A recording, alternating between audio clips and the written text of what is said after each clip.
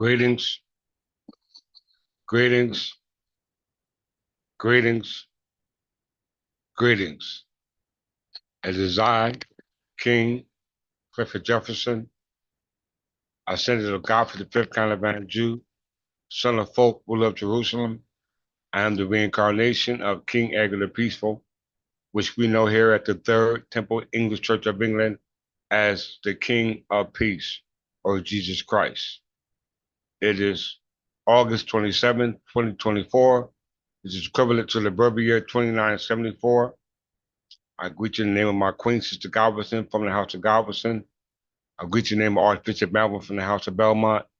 I greet you in the name of in the name of all officers, staff, members, ancestors, predecessors, successors, friends, families, aunts, uncles, brothers, sisters, nieces, nephews, children's fathers, mothers, grandmothers. This lesson is for you. This lesson today is titled The Torah, i.e. the Hexateuch, the gods of your creation. Once again, this lesson is called the Torah, Hexateuch, the gods of your creation, meaning the gods who created the Bible, or the ones who created your story. Because I always say here at the Third Temple English Church of England, he who writes your books sets your timeline. Time never was when man was not. If the life of time began, the time will come when man will be no more.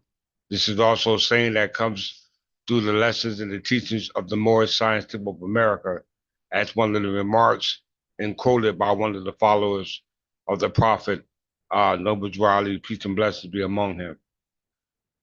This lesson is about the Torah. We're going to examine the Torah, the origin of the Torah, as well as we're going to examine uh, uh, the relativeness or the parallelness that it has with the Anglo-Saxon story in regards to how it affects us in its present day in regards to stabilizing one's identity relative to you being with or affiliated with the children of God. Okay? With the children of God. So without further ado, let's get into it. This is a heavy topic right here. I'm not a scholar in the Bible, but I am a scholar in history, as a historian, in regards to the Bible. So we're pretty much going to sift through it and find our way to examine and to perpetuate the truth. So all you who claim to follow the Bible, i.e. the Torah, i.e. the Tanakh, the Torah, the Pentateuch, the Ten Commandments, the Mosaic Code, all right? This is a lesson that you would not want to miss, all right? This is a lesson that you would not want to miss.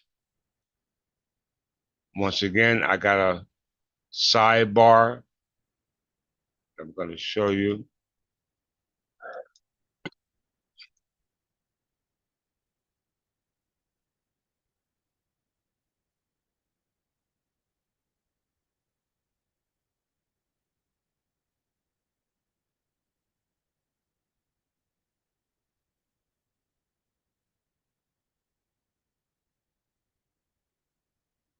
Got a sidebar information that we're going to go over today. All right. We're going to examine from a couple of sources. All right. In regards to the topic. All right. The Torah. All right. We're going to grab a couple of sources, identify with a couple of terms, make it relative to our story as Anglo-Saxon burghers versus or contrary to somebody else's story about us. All right. So you do not want to miss this lecture. All right. I'm going to start off with a Bible verse.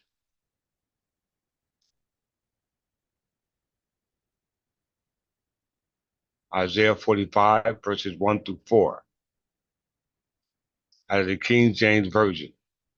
You know, King James was the Scottish monarch who ruled the kingdoms of Scotland, Ireland, and England, but yet he was not an Anglo-Saxon. All right? So when we examine this lecture, examine it physically as well as spiritually, but on a mental level. Once again, examine it spiritually and physically, but on a mental level. All right. For some of you, it might be hard to do. But once again, I repeat, examine it spiritually and physically, but on a mental level. Okay. I.e., mentally. You must examine this lesson with your mind. Okay. In order to determine the truth. All right. So it's very important that you pay attention. Don't hold off on the comments. If you got comments, please save them for last. We can talk about it a little bit longer after the lecture. But if you have any questions about today's lecture, relative to what's being stated, if you're confused about it, then of course I would like to answer that question. So without further ado, let's get started with this marvelous lecture. King James chapter 45, verses 1 through 4.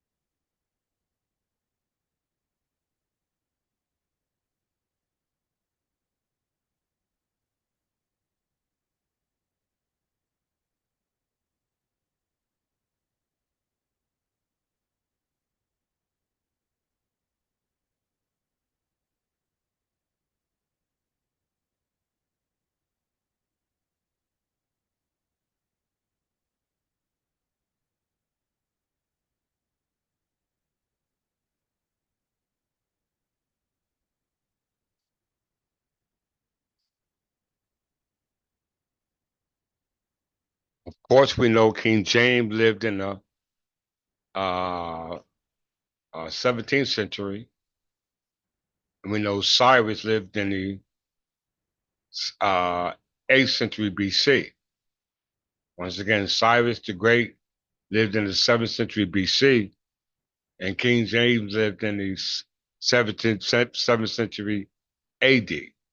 Okay? It's very important to understand that to get the proper understanding about the timeline. Okay? Chapter 45, verse 1. Thus says the Lord to his anointed, to Cyrus, whose right hand I have holden, to subdue the nations before him. And I will loosen the loins of kings, to open before him the two leave gates, and the gates shall not be shut. 2. I will go before thee and make the crooked places straight, and I will break its pieces the gates of brass, and cut in sunder the bars of iron. I will give thee the treasures of darkness and hidden riches of secret places. Thou mayest knowest that I, the Lord, which called thee by thy name, am the God of Israel. For Jacob, verse 5, 4. For Jacob my servant's sake, and Israel my elect, I have called thee by name. I have surnamed thee, that thou hast not known me, though thou hast not known me. 5. I am the Lord, and there is none else. There is no God besides me. I girded thee, though thou hast not known me. I repeat this verse. Thus says the Lord to his anointed, to Cyrus, whose right hand I have holden, to subdue nations before him. And I will loose the loins of kings to open before him the two-leaved gates, and the gates should not be shut. I will go before thee and make the crooked places straight. I will break in pieces the gates of brass, that's the Bronze Age. I will cut asunder the bars of iron, that's the Iron Age. And I will give thee the treasures of darkness and hidden riches of secret places, that thou mayest know us, that I, the Lord, which called thee by thy name, am the God of Israel. For Jacob my servant's sake, and Israel my elect, I have even called thee by thy name, have surnamed thee, though thou hast not known me. 5. I am the Lord, and there is none else. There is no God besides me. I girded thee, though thou hast not known me. This is the result of what we call the Middle Ages. Okay? So this is going to be our template. We got Cyrus the Great, all right, which was the one who subdued the Israelites. Okay? We know the Israelites followed the law of Moses, all right, which was based upon the Mosaic Code that is found in your Bible, which originated in the Torah. Okay? I expect you to take notes and take the notes that I give you, and the story will be made simple. Greetings, Archbishop Belmont from the House of Belmont. Glad you was able to moderate for me today.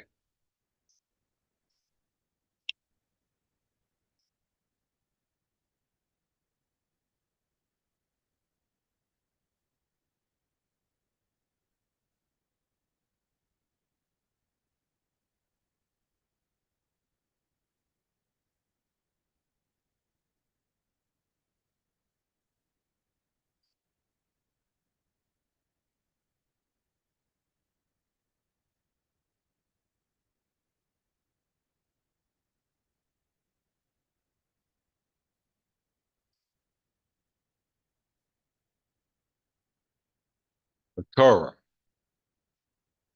instructions, teachings, or law.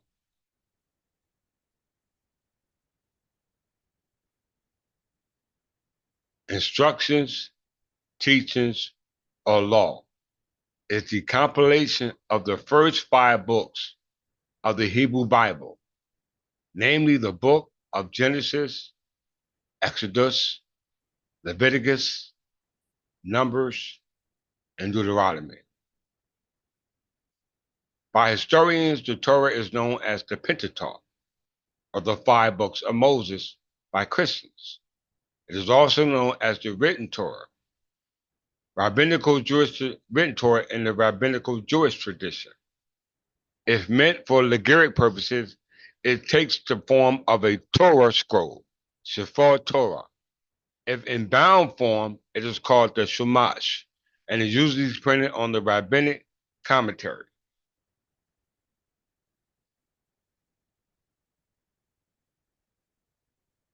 In rabbinic literature, the word Torah denotes both the five books, Torah that is written, and the oral Torah, Torah that is spoken. It has also been, however, to designate the entire Hebrew Bible. The oral Torah consists of the interpretations and amplified himself.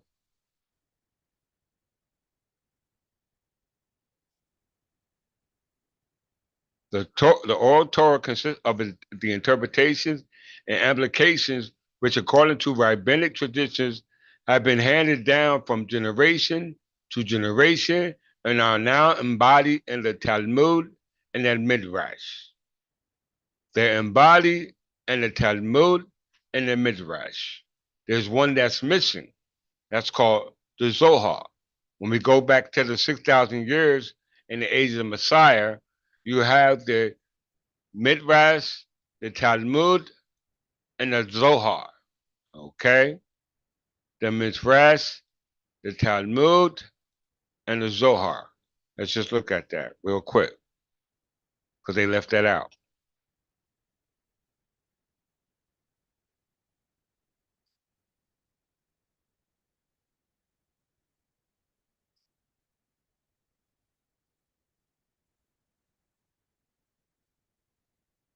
According to the classical Jewish sources, the Hebrew year 6000 marks the latest time for the initiation of the Masonic age.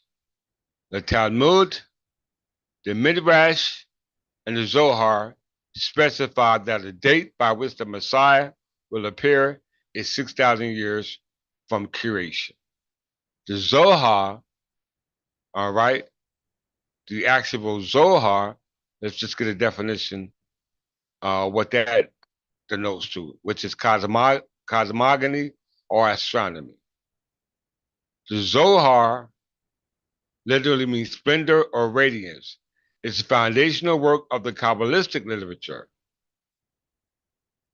It is a group of books including commentaries on the mystical aspect of the Torah, the 5 books of Moses, and the scriptural interpretation, as well as material on mysticism, mythical cosmogony, and mythical psychology. Once again,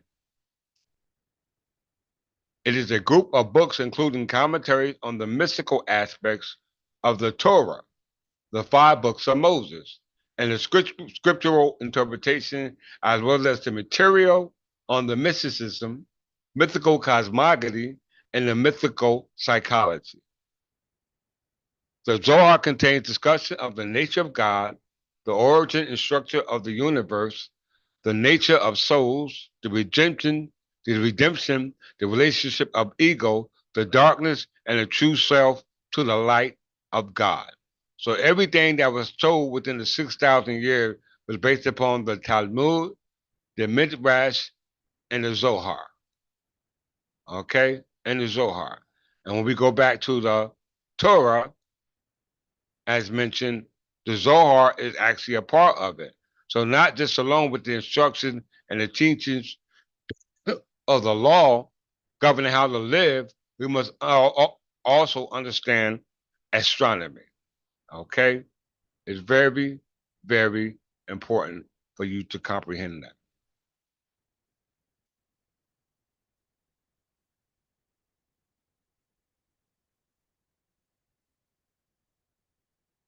The Torah consists of interpretation, application, which according to the rabbinic traditions have been handed down from generations to generations and are now embodied in the Talmud and Midrash.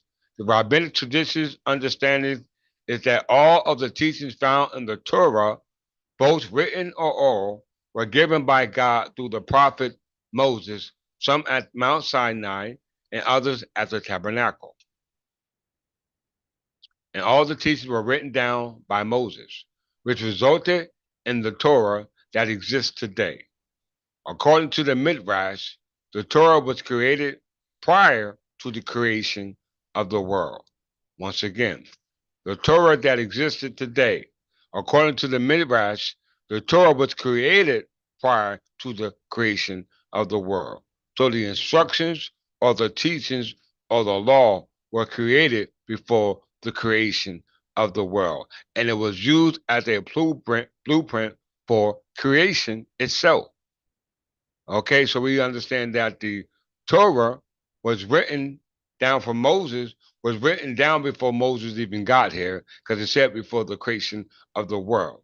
All right, it was for the instructions, the teachings, and the law. Okay, and it was used for the blueprint of God's creation, as we read here. There are your sources.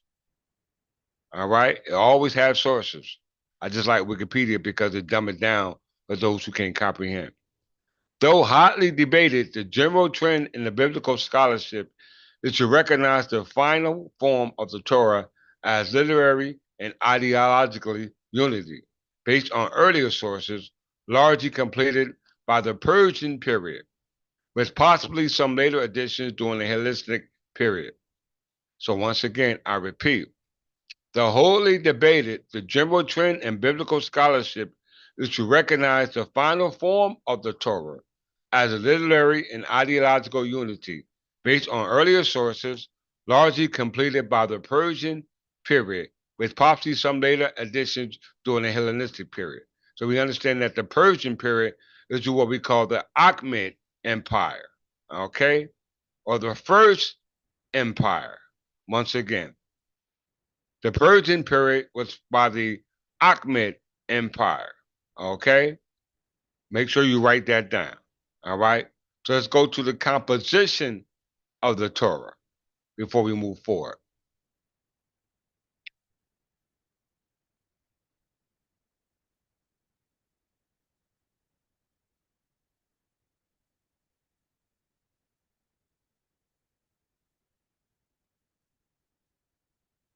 Composition. Okay, composition. When was it composed? Everyone should be writing this stuff down or keeping notes. The date of the compilation of the Torah, which was based upon the Midrash, the Talmud, and the Zohar. All right? This is where your modern day Bible is derived from, called your Holy Bible, which derived from the Hebrew Bible, which consists of the Torah. Okay? Which compilation was in the Persian period, which was the Achaemenid period, and 539 to 332 BC. Okay? Everybody write those dates down. Please. Everybody, please write those dates down. So I want to go back up for a second.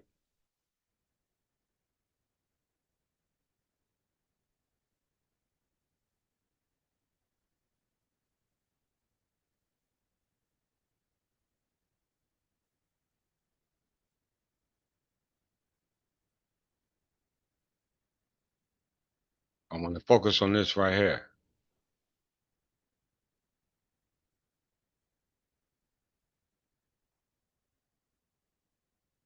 The Torah that existed today, according to the Midrash, the Torah was created prior to the creation of the world and was used as a blueprint for the world. The compilation of the Torah was 539 BC. All right, which was the instrument that contained the diagram or the blueprint for the creation of the world. When I say the whole world, I'm talking about the earth as well as everything within it. And that includes Adam and Eve. Okay? Which came about through the Persian period, which makes no sense because if the earth ain't created, or Adam and Eve ain't created, then how can the Persians exist? Okay? How can the Persians exist? All right, we know that they came along in 539. Okay? So let's go back to 1 BC. 1 BC.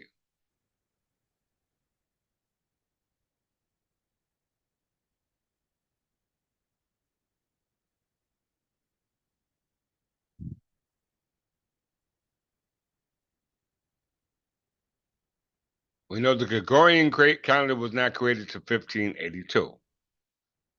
We know that in the Berber year, it is actually 950. And in Hebrew year, it is 3761, which is the creation of the world.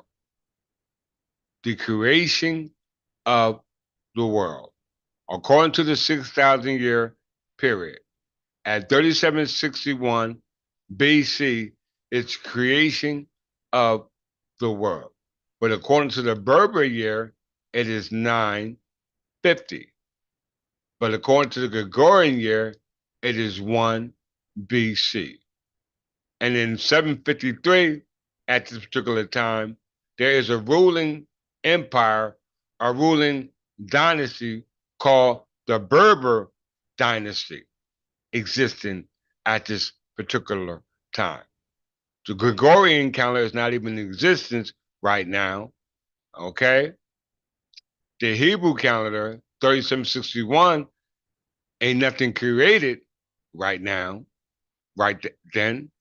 So the only calendar we can depend on in regards to we as Anglo-Saxon Berbers identifying with is the Berber calendar, which happens to be the year 950 AD Anos Dominios, in the year of our Lord. Because it also happened to be the time when Jesus Christ is born. Okay? Estimated time around Jesus Christ is born. So all these things must be taken into the equation. All right? We already talked about that in previous lecture, but for the sake of time, I'm continuing on with this lecture. Okay? So in 753 BC, which we go to the calendar, it is the 22nd dynasty that's ruling what we call Libya. All right? It's the 23rd dynasty. This is our Meshwesh Berbers. Okay? Meshwesh Berbers. Let's just pull it up so you can see it. 23rd dynasty is usually classified as the third dynasty of ancient Egyptians, which are actually ancient Libyans. Okay? The third intermediate period. This dynasty consists of the number of Meshwesh kings who ruled either as pharaohs or independent kings as part of the Upper Egypt. These things are happening, or the history of these are happening parallel to one each other. Okay? Parallel to each other. Because if we go back to 1 BC, it says that Ab Urba conditioner, which is 753,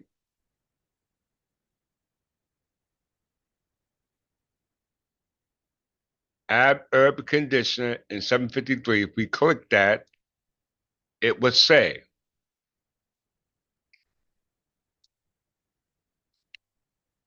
in the years since the city's founding, abbreviate as AUC or AVC, expresses a date and year since 753 BC, the traditional founding of Rome. All right? Rome was founded in 753, but at that time, the 22nd dynasty is ruling of Berbers of the Meshwesh dynasties. And that year is equivalent to 1 BC, because it said it is the expression used in antiquity and by classical historians to refer to the given year in ancient Rome. In reference to the traditional year of the foundation of Rome, the year 1 BC will be the written AUC 753, whereas AD will be AUC 754. So let's see if that adds up to validate this premises.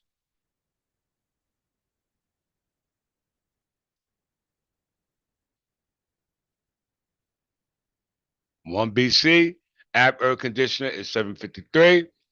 If you go to 1 AD, app air will be 754. Okay, and it went up in a year. AD 950 was BC, and AD is 951. So the years are also going up. So it makes perfectly good sense to understand that the Berber years are according to the stories that are told by the narrative, and those who are actually living the story in this present day are the actual calendars that we should be going by. So the actual year presently here, according to the Gregorian year, is 2024, and the actual baby Berber year is the year 2974, which is according to the Hebrew year, the year 5784, which will be the end of your story and the age or for the return of the Messiah.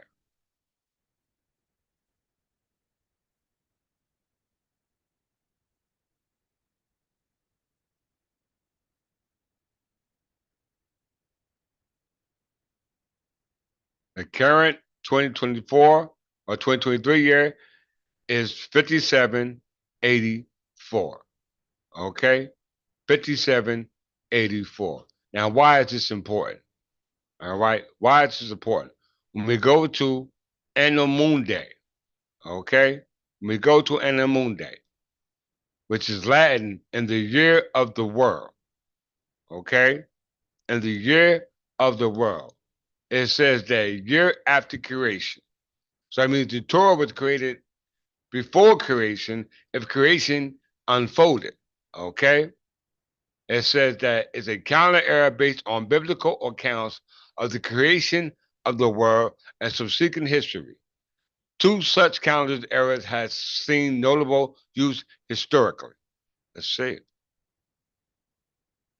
Since the Middle Ages, the Hebrew calendar has been based on rabbinic calculation of the year of creation from the Hebrew Masoretic text of the Bible. It's not the Torah, but the Bible. This calendar is used within Jewish communities for religious purposes and is one of the two official calendars in Israel. In the Hebrew calendar, the day begins at sunset. The calendar epoch corresponds to the calculated date of the world's creation. It's equivalent to the sunset on the Julian proleptic calendar, date 6th of October, 3761 BCE.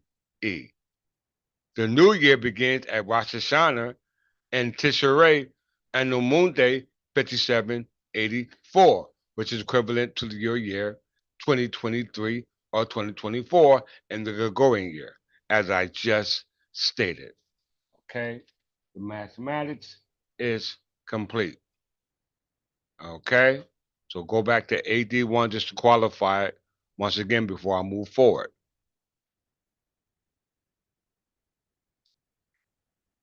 On 1 BC,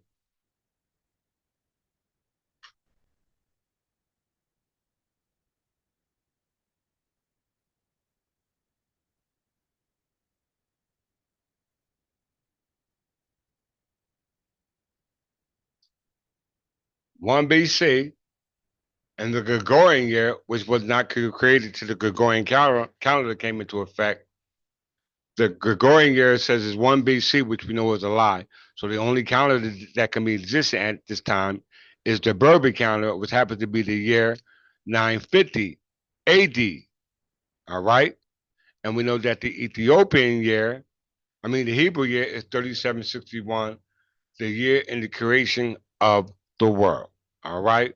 And we know that the Torah was created, as we read, before the creation of your world. So that means that the only person that kind of wrote the story for the creation of the world in 3761 was who? The Berbers. Okay? Because ain't no English kings here. All right?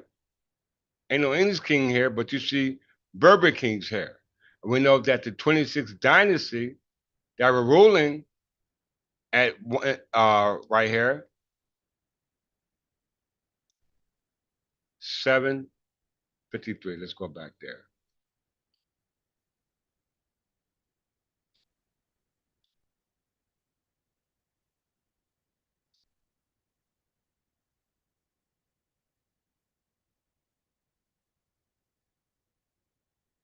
And 1 BC, 753 BC, it's the 23rd dynasty that's ruling. That goes into Shoshin. Okay? Shoshin. Very important for you to understand that. All right, let's move forward.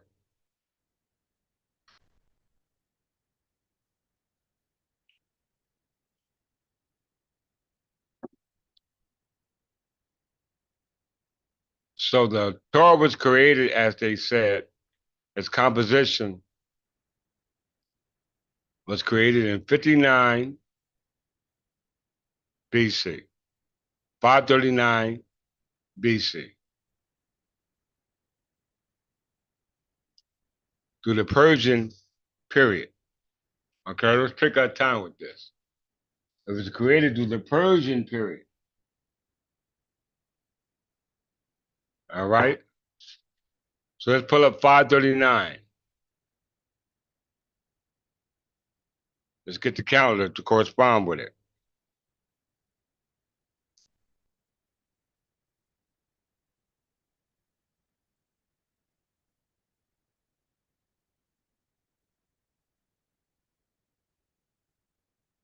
In 539, when the Torah was compiled, okay, when the Torah was compiled, it was 539 BC. But at this time, it's the 26th dynasty ruling. Okay, it's the 26th dynasty ruling in Egypt, and the pharaoh that's ruling, or the king that's ruling, is Amsis II. So what is the 26th dynasty? Let's just look at it real quick.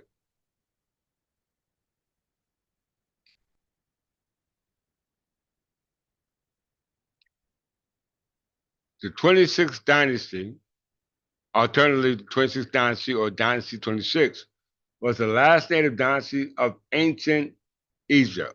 That's a misnomer. Before the Persian conquest in 525 BC. Although other brief periods of rule by Egyptians follow. The dynasty reigned 664 to 525.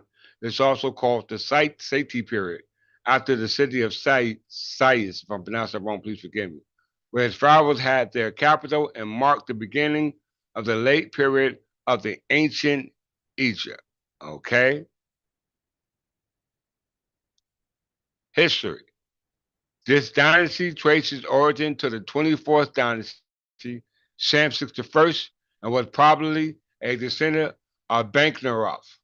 However, other sources describe him as a Libyan descent. Okay? So we went from the 22nd dynasty to the 26th dynasty, and all of them were connected to Libyan Berbers. Now, I find it mighty strange that if the Egyptians um, were Berbers basically at the last of the pharaohs, being that it was abruptly disturbed by the Persian conquest or the Arab conquest, that means that everybody prior to them must have been Berbers of Libyan descent. It only makes sense. Okay?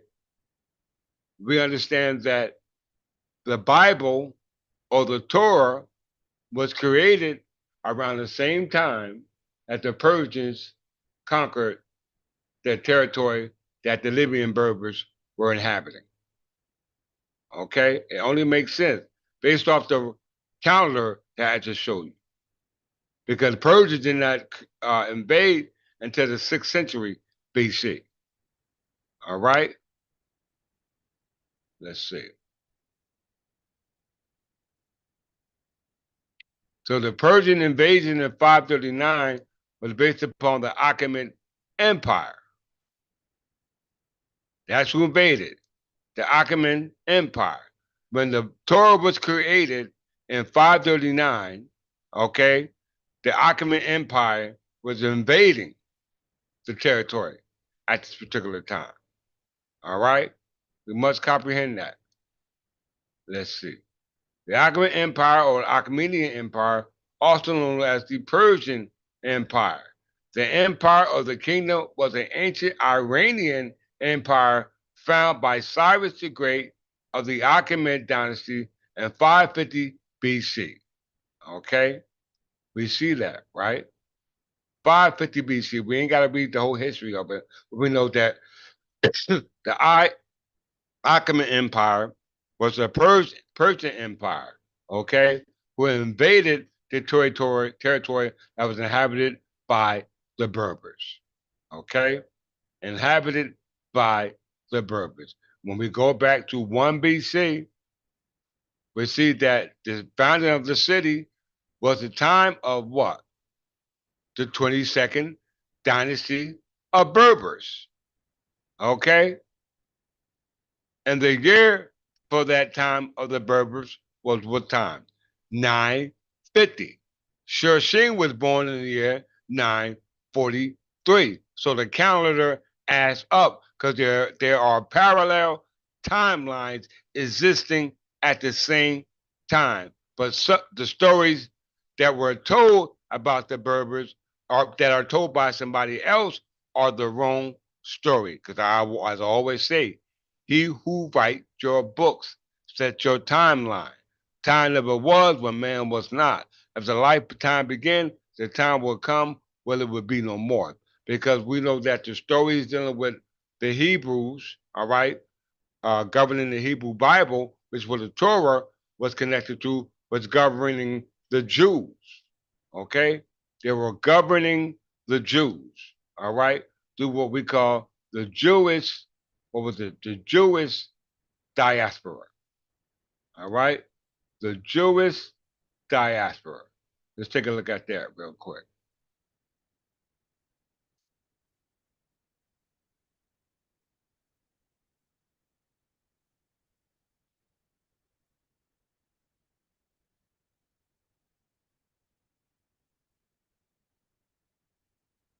The Jewish diaspora is a dispersion of Israelites or Jews out of their ancient ancestral homeland, the land of Israel, and the subsequent settlement in other parts of the globe. For all those who want sources, just hit the icons right here. You'll get your source. All right. In terms of the Hebrew Bible or the Torah that was created in 539 BC, at the beginning of the Persian conquest or the Persian or the Arab migration into the land of the Berbers, all right, which was Libya, not Egypt. And in terms of the Hebrew Bible, the term exile denotes the fate of the Israelites who were taken into exile from the kingdom of Israel during the 8th century BCE. All right? And the Judahites from the kingdom of Judah who were taken into exile during the 6th century BCE. So you're talking about the 22nd dynasty and the 26th dynasty. Both are concurrent to 8th century and 6th century BC. While in exile, the Judahites became known as the Jews. All right? You must understand that. When it says 8th century, they're talking about BC, they're talking about 753 BCE. When they're talking about 6th century, they're talking about 539 BCE. Because if you go back to 1 BC, and if you go to 539, they would be equivalent to 8th century BC and 6th century BCE. All right? Very important. The first exile was the Syrian exile, the expulsion from the kingdom of Israel begun by Tiglath-Pileser III of Assyria of the Achaemenid Empire in 733 BCE. Okay? In 733 BCE. That's the same timeline when you go back to 1 BC.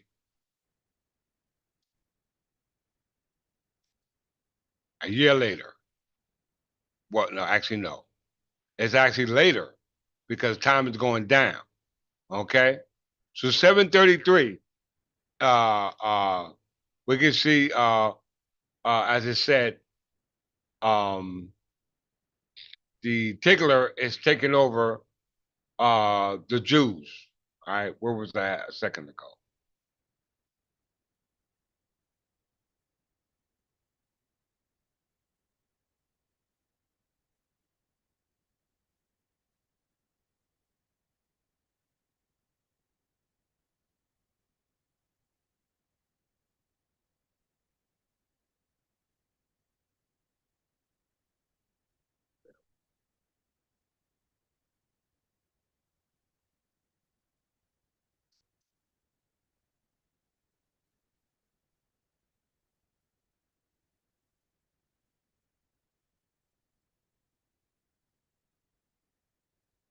Here we go. All right, as we can see, in 539 BC, it's the 26th dynasty of Libyan Berbers. And in 753, it's the 22nd dynasty of Libyan Berbers, all of the same family. We must comprehend that, all right? And at the same time, you get the creation story as told based upon the Torah, which are based upon the 5 books of the Bible, which are the books telling the story of creation and that of Adam and Eve. So we must understand. So why is this important? Why is this important? Let's see. Let's go to the 1911 encyclopedia.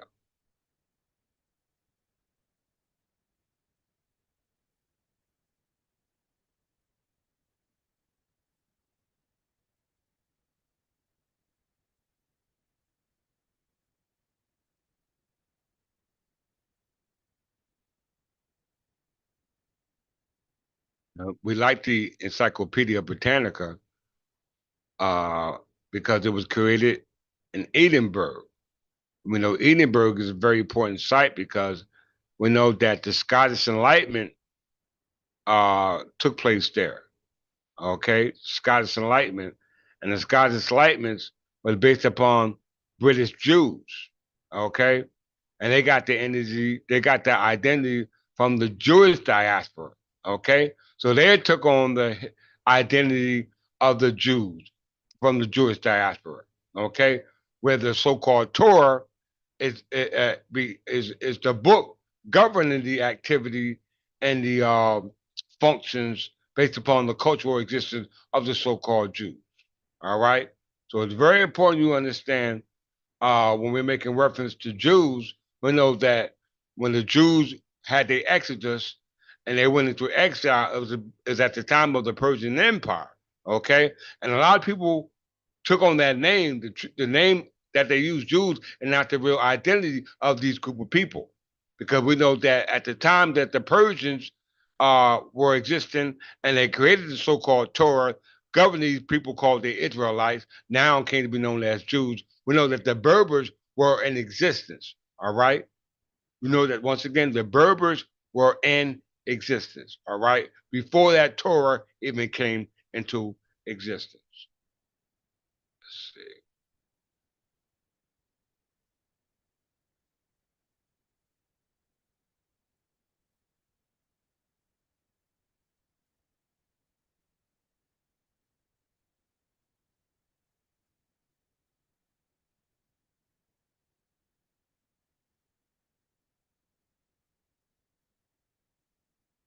We've been through this already. We're just going to read it again.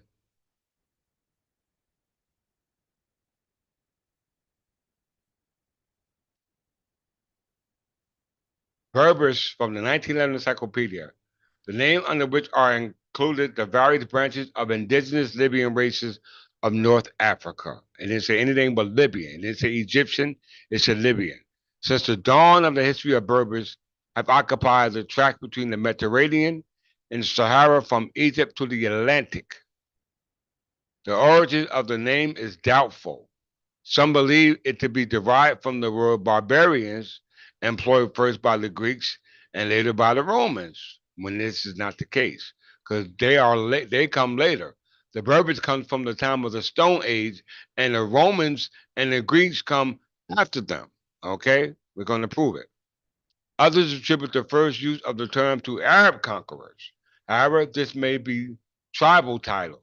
Barbara and Barabarata appear in Egyptian inscriptions from 1700 to 1300 BCE. Okay? And the Berbers were probably intimately related with the Egyptians in very early time. Thus, the true ethnical name may and have become confused with Barbary, the designation naturally used by classical conquerors. To the Egyptians, they were known as Lebu, Masuashawa, Tamahu, Tehanu, and Kahaka. A long list of names is found in Herodotus, and the Romans called them Numidae, Gautule, and Mori, terms which have been derived respectively from Greeks, nomads. The name Guaduola of a great Berber tribe, and the Hebrew Mahor Western. To speak of more modern times, there can be enumerated the Zahoua Jabalia of Tripoli in Tunisia, the Chawiya Kabils and Ben Zamazab of Algeria, the Shulu of Chalua, Amazigh and Berbers of Morocco, the Tuareg, Anshagat, Shogu, and Sahara. These tribes have many sub-tribes, each with a distinctive name. Among the Asgar, an important division of the Tuareg, one of the noble or free tribe, styled Argohan. If I'm pronouncing it wrong, please forgive it. It is said to descend from a tribe named Africa. The Africa is an ancient time occupies the coastland near Carthage, and some scholars derive the word Africa from their name. See Africa in Roman. They're all talking about Libya. In regards to the ethnic relations of Berbers, there have been much disputes. The antiquity of their type is evidenced by the monuments of Egypt, where their ancestors are pictured with the same comparatively assumed blonde features which many of them still today display. The Aborigines of the Canary Islands, the Guanches, would seem almost certainly from the remains of their language to have been Berbers. They're talking about language, not identity. But the problem of the actual origin of the Berber race has not yet been solved. Perhaps the most satisfactory theory is that of the Sergi, who included the Berbers and the Mediterranean race. General LLC Fathurbi regarded them as indigenous Libyan mingled with fair-skinned people of European origin. Now that sounds about right. Dr. Fran Pruner-Bay, Henry Dwarminier, and Professor Flinders Petray maintains that they are closely related to the ancient Egyptians. Connection has been traced between the early Libyan race and the Cro-Magnon and other early European races and other later Basque people, Iberians, Picts, Celts, and Gauls. The megalithic monuments of Iberia and Celtics Europe have their counterparts in northern Africa. It is suggested that these were all erected by the same race, by whatever name may be known. Berbers and Libyans in Africa, Iberians in Spain, Celtics, Gauls, and Picts in France and in Britain. In spite of the history of foreign conquest, Phoenicians, Greeks, Romans, Vandals, Arabs, and French, the Berbers' physical type and the Berbers' temperament and nationality have persisted since the Stone Age. We must understand that. The numerous invasions have naturally introduced a certain amount of foreign blood among the tribes fringing the Mediterranean, but those farther inland have preserved their racial purity to a surprising degree. Though considerable individuals different of type may be found in every village, the Berbers are distinctively a white race, and the majority would, if classed as European costume, pass unchallenged as European. This is why we're challenging it. Dark hair and brown or hazel eyes are the rule. Blue eyes blondes are found, but their frequency has been considerably overstated. Come on.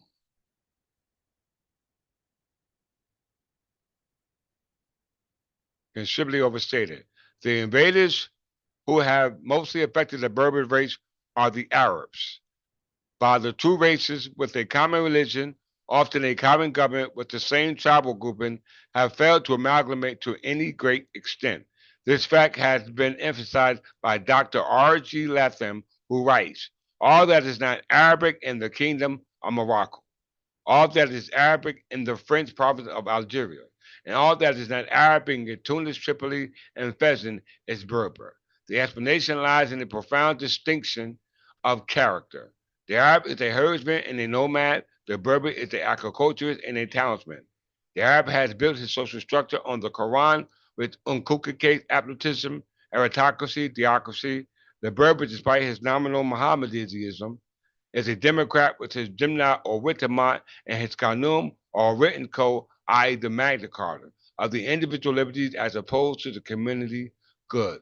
Now, once they mention the word or the term Anglo-Saxon, they mention the word or the term Berber, and they associated the term Berber with the government of the body of politics called Witamat and the laws that they call or reference what they call Magna Carta, and they said that this particular government, as well as law, goes all the way back to the Stone Age. Okay, all the way back to the Stone Age. So, if this is the case, we know that the Torah was compiled in 539 BC. Okay, and at that time, the 26th dynasty were ruling, which were composed of Libyan Berbers.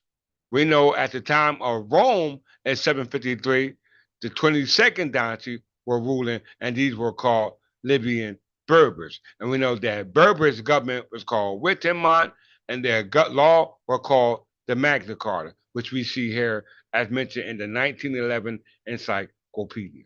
So it is very important for you to understand that, because we understand that Alfred the Great encoded some of the Mosaic codes in his Dooms book. Okay? Very important. Let's look at that real quick. Because Alfred the Great was an Anglo-Saxon. The Doom book, or the Doombot Code of Alfred, or legal code of Alfred the Great, was a code of laws, Doom being law or judgment, compiled by Alfred the Great in 893 AD. Alfred codified three prior Saxon codes, those of Athelbert of Kent and Leo of Wessex, Offa of Mercia, to which he prefixed a modified version of the Ten Commandments of Moses and incorporated rules of the life from the Mosaic Code and the Christian codes of ethnic. Why is this important? We're about to see.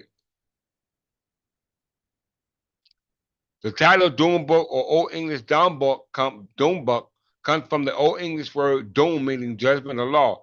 As Alfred administered to doom very evenly, do not doom one doom to the rich, another to the poor, nor doom one doom to your friend, another to your foe.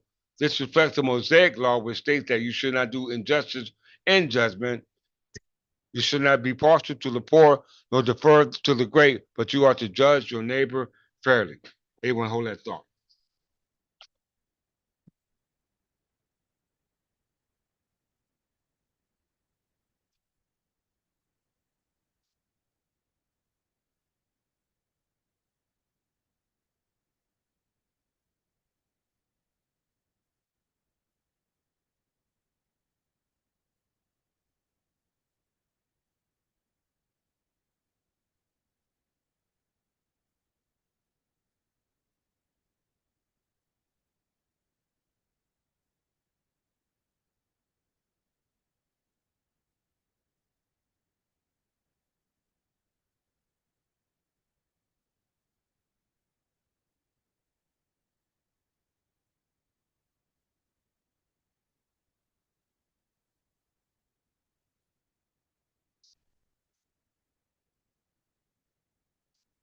Okay. What is the Mosaic law?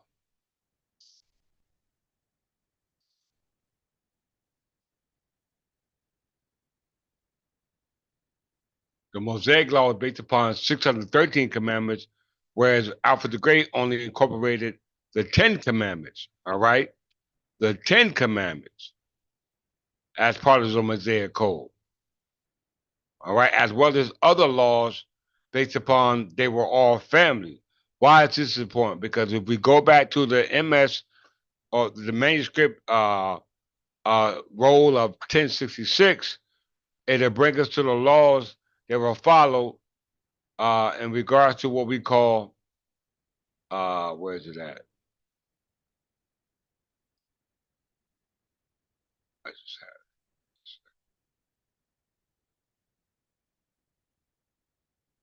Old English Bible translations. Okay, Old English Bible translation, very important. Old English Bible translation. Old English Bible translation are the partial translation of the Bible prepared in medieval England into the Old English language. The translation are from Latin text, not the original language. Okay? You look on the right-hand side, Old English pre-1066, Middle English 1066 to 1500, early modern 1500 to 1800, modern Christian 1800, modern Jewish 1853.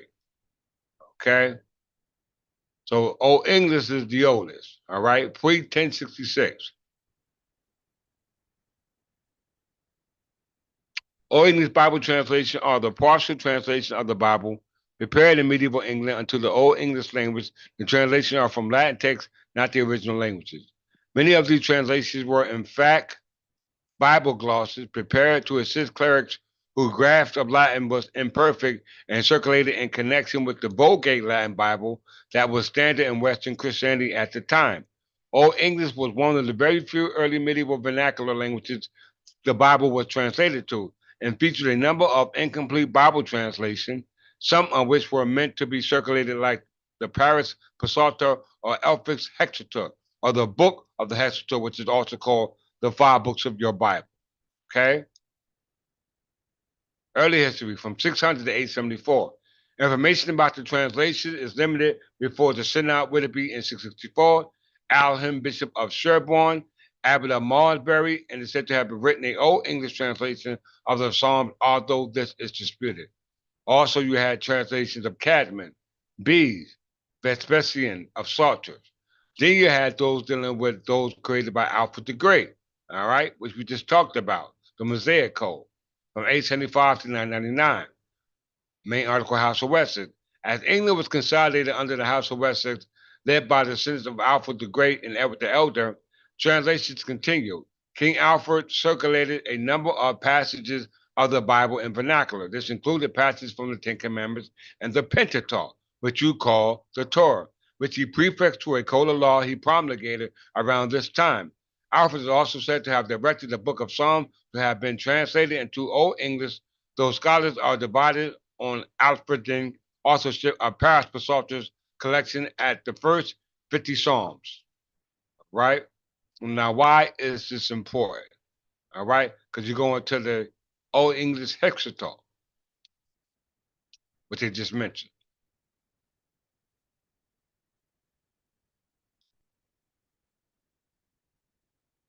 The Old English Hexateuch is a collaborative project of the late Anglo-Saxon period that translates the six books of the Hexateuch into Old English, presumably under the editorship of Abbot Elphick of Incham of 1010 AD. It is the first English vernacular translation of the first six books of the Old Testament, i.e., the five books of the Torah, Genesis, Exodus, Leviticus, Numbers, and Deuteronomy, as well as Joshua. It was probably made and used by laymen. The translation is known in seven manuscripts, most of which are fragmentary. The best known of those is the richly illuminated manuscript in the British Library, Cotton and Mescodius, from which the illustrations on the page are taken. Another copy of the text without lavish illustrations, but including a translation of the Book of Judges. Hence, also the Old English Heptateuch is found in Oxford in the Bodleian Library, Law Miscellaneous 509.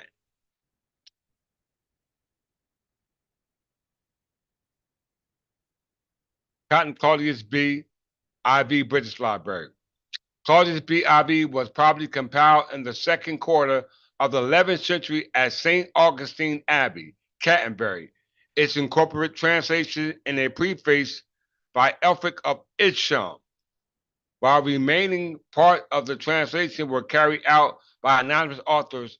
Peter Clement suggests that the Berners of Ramsey was responsible for the compilation as well as for parts of the translation. It's very important because it was created by um what his name was uh Berthneth, right? And Augustine of Abbey. Augustine of Abbey was created by Augustine of Canterbury. Okay? Augustine of Canterbury through the Gregorian mission when the Anglo-Saxons were created to Christianity. Okay? St. Augustine Canterbury founded the monastery of St. Peter and St. Paul and changed it after Augustine's death and was a Benedictine monastery in Canterbury, Kent of England. The abbey was founded in 598 and functioned as the monastery until its dissolution in 1538 during the English Reformation. After the abbey's dissolution, it underwent dismantlement until 1848. So it was a part of the Benedictine monastery, but prior to that, it was part of St. Augustine's, and we know St. Augustine go back to the Gregorian mission. Okay, so it's very important when the Anglo-Saxons converted to Christianity. This was one of the schools that one of the monasteries that were first built. What it said from founding until dissolution. In 597, Augustine arrived in England, having been sent by a missionary minded Pope Gregory I to convert the Anglo-Saxons. Did you hear that? To convert the Anglo-Saxons. So they were working for Pope Gregory the Great. Let's pull up Pope Gregory the Great. Since we had it, let's look at St. Augustine Abbey first. Or we just looked at that. Let's go to Pope Gregory the First.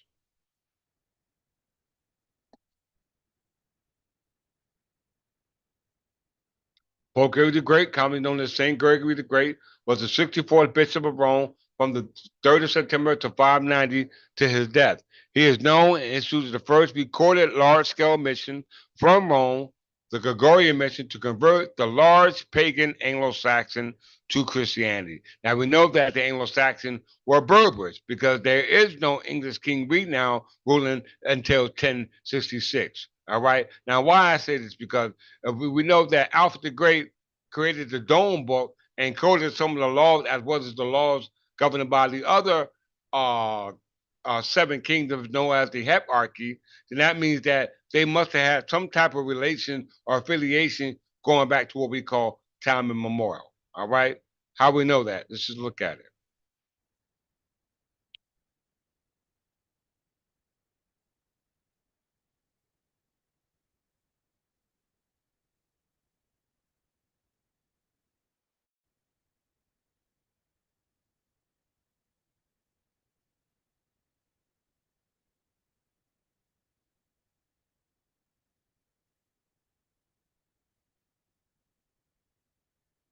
This is the MS roll, manuscript roll 1066. All right. MS roll 1066. Now, once again, we're going to the history, right? We're talking about the history. What was we just at?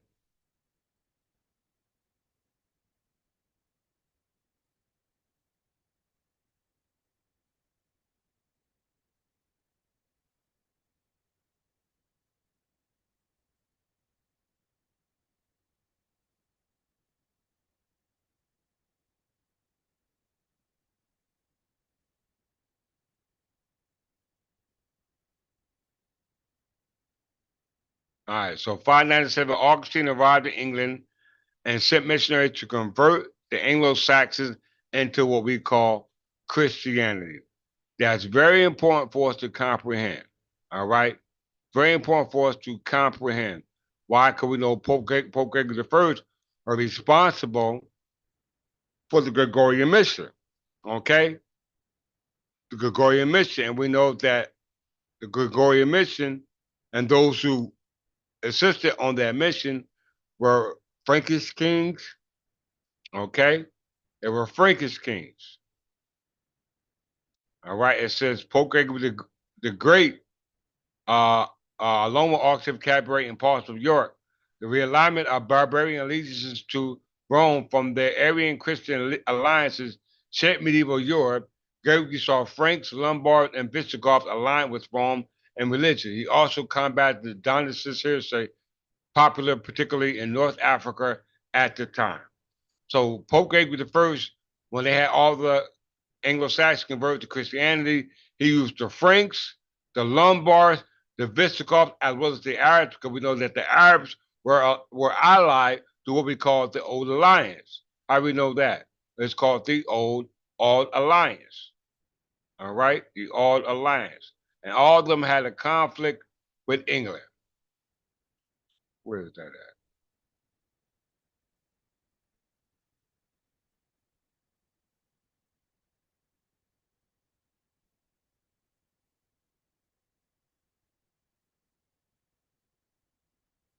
Right here. Old Alliance. We go to the Old Alliance, which means Old Alliance. Old Alliance was an alliance between the kingdoms of Scotland and France against England. Okay, 1295. And who were the alliances made prior to 1295? It was with the Abbasid dynasty. The Abbasid dynasty ascended down from Muhammad. Okay, very important. We know that the Moroccans or those Moors all descended down from the Arab uh, caliphs, all right, who was associated with the opposite dynasty, all right, which Muhammad descended down from. It's very important. Why? Because I'm going to make the connection. I am going to make the connection. So we see Arabs, Franks are all aligned or allied against England. Okay, are all are in alliance against England. This is very, very, very important. Going back to the MS scroll of 1066. Enough much. If you see membrane one, biblical history and classical mythology.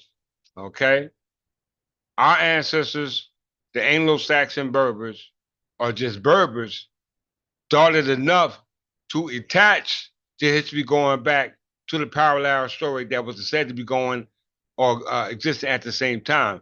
Because it said that the Torah was created before the creation of the world. All right? Even though the creation of the world happened in 3761 BC, which is parallel to the year 1 BC. Okay?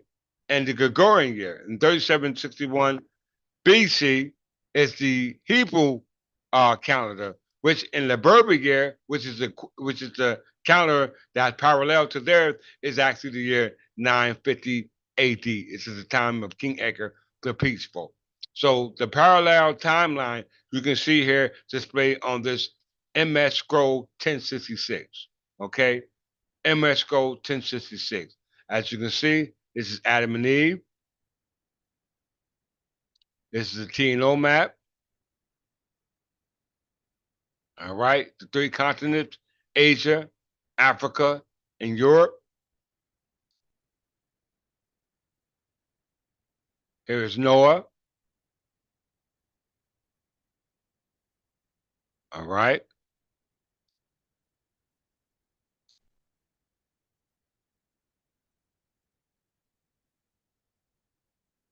this is the first membrane.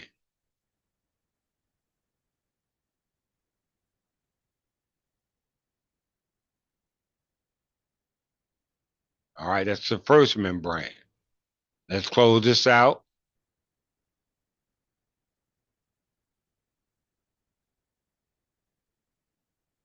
All right, so when you know you're talking about Adam and Eve, Noah, Moses, you're going to the 12 tribes, okay? Now, our ancestors thought it fitting enough to put this on the scroll that was created in the time of the Plantagenet King Edward IV, Edward VI. All right? They thought it paramount enough to actually put this on the scroll.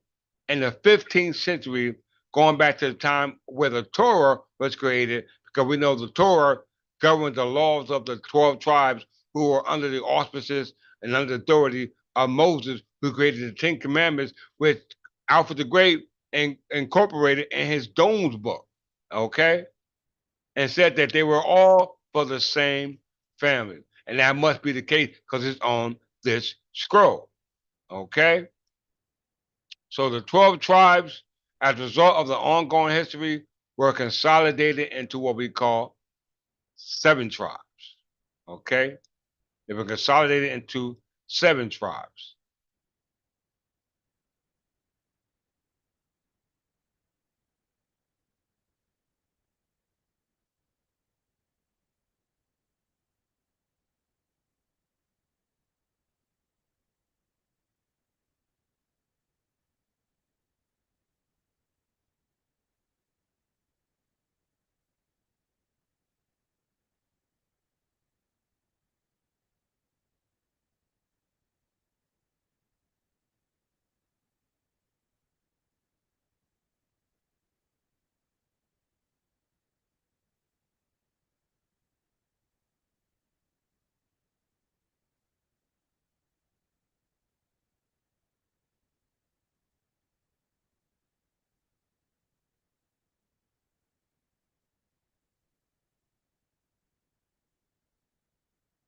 That screen is tricky.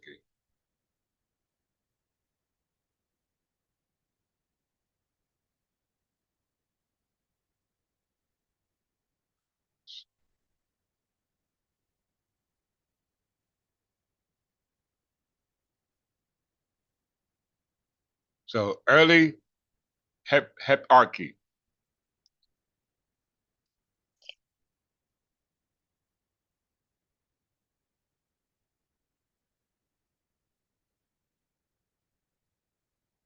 As you can see, went from 12 tribes.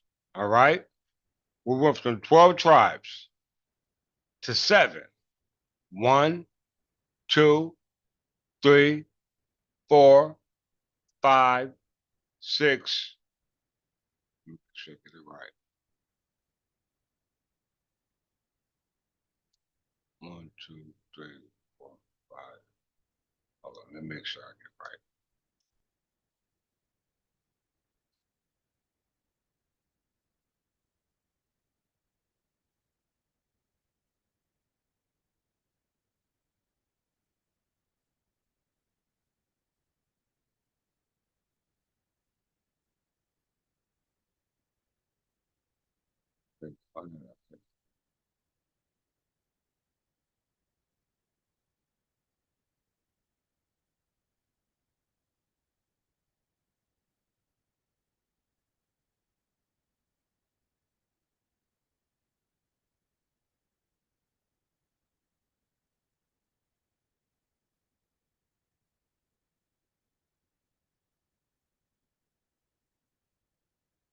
Let me see where it becomes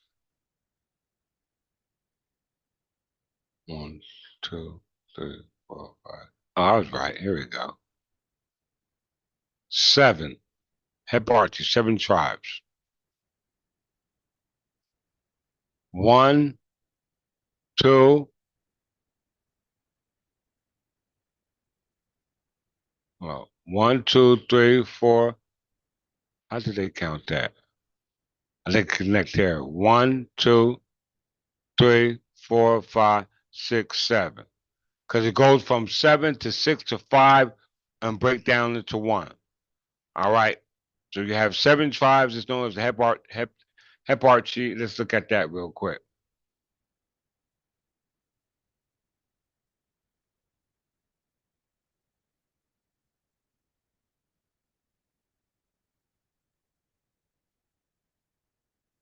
Right. These are the 7 petty kingdoms. We talked about this in my last lecture.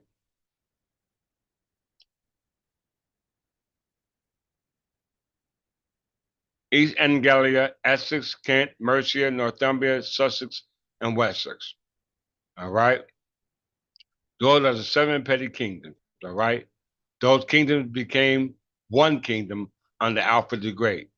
All right. So early English heptarchy, and then it's the early English heptarchy to Alfred the Great. So let's trace that down.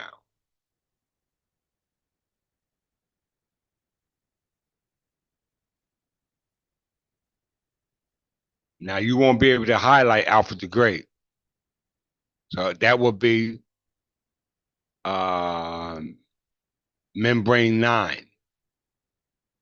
That would be membrane 9.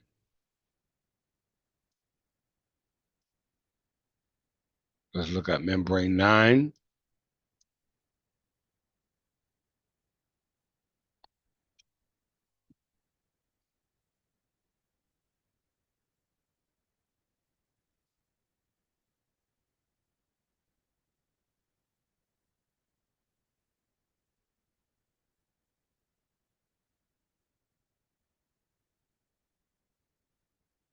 Okay.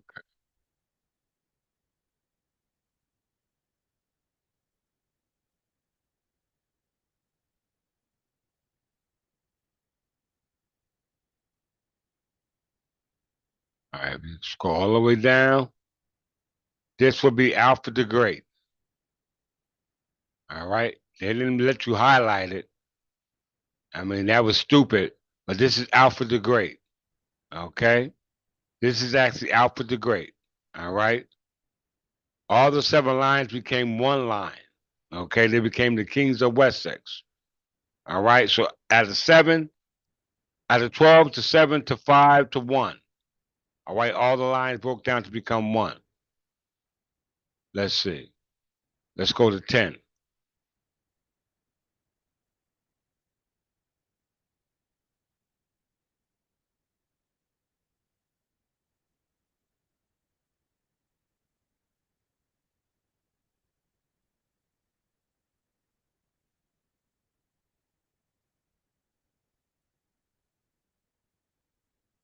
Okay.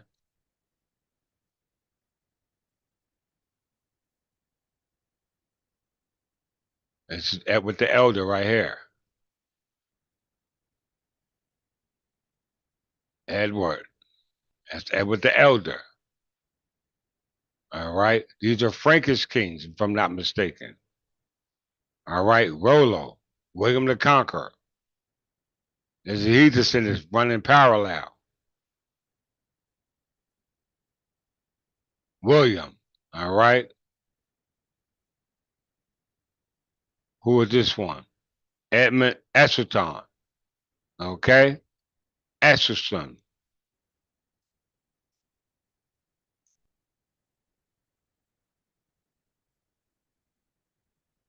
That's Edmund, King Edgar the Peaceful's father.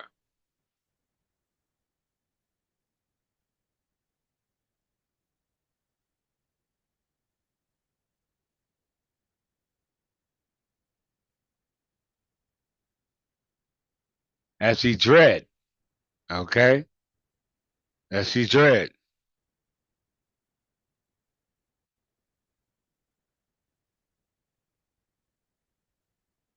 That's Edu, one of the other sons of Edmund the First.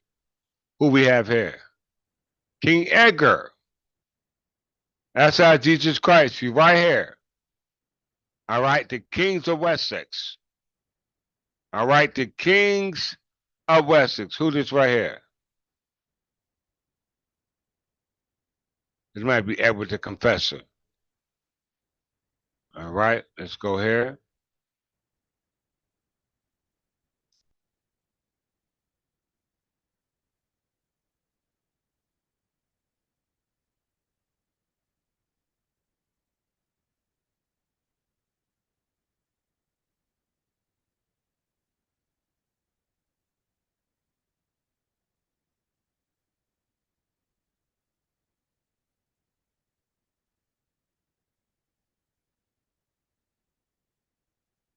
Let's see here.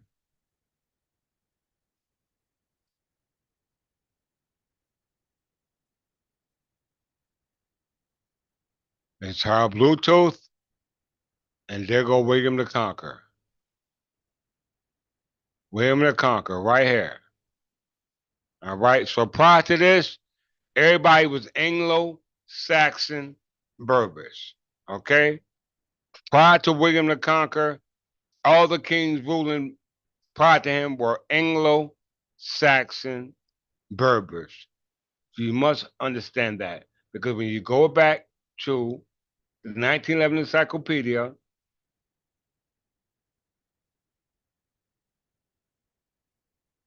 it says the Berbers government was Wittenmont and the Uncola law was called the Magna Carta. Okay? Called the Magna Carta. All right? We know when the Torah was created, the Torah was created in what year? 539. The final Torah was seen as a product of the Persian Empire in 539 BC. Okay? We know that creation was started in 1 BC because 1 BC will be 3761, which you see here in the Ethiopian Hebrew Bible. 3761. All right?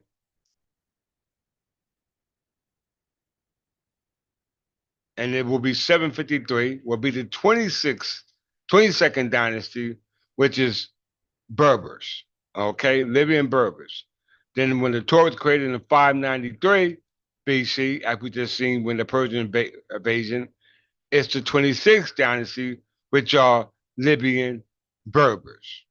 Berbers are in existence and they have their own calendar, okay? We must comprehend that. If you don't, then there's no need for me to continue to go on. Okay? So let's get to the nitty gritty. All right? Let's get to the nitty gritty. We know the Arabs and Berbers are not the same. All right? Arabs and Berbers are not the same. How we know that? Let's see. Morocco.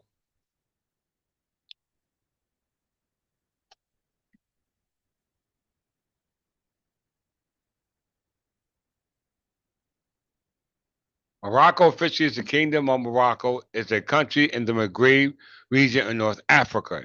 It overlooks the Mediterranean Sea to the north and the Atlantic Ocean to the west and has land bordering with Algeria to the east and the disputed territory of Western Sahara to the south. Let's go a little further. Let's go to the history of Morocco.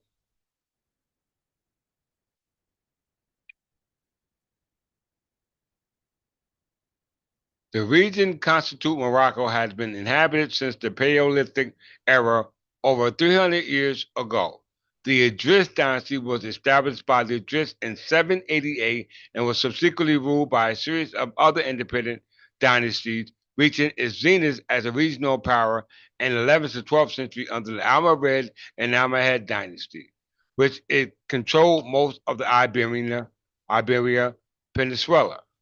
Okay, and the Maghreb. Centuries of Arab migration to the Maghreb is very important. Arab migration started to come to Maghreb, i.e., Morocco. So before the Arab migration in Morocco, who was there? Just Berbers. Okay? Let's just click that Arab migration right quick. Pretty much the same information. All right, let's go back here. So it was founded by Idris dynasty by Idris the First. Who is Idris? All right. Idris was the great grandchild of Hassan, who was the son of Fatima and Ali and grandson of the Islamic prophet Muhammad. He was born and raised in Arabia.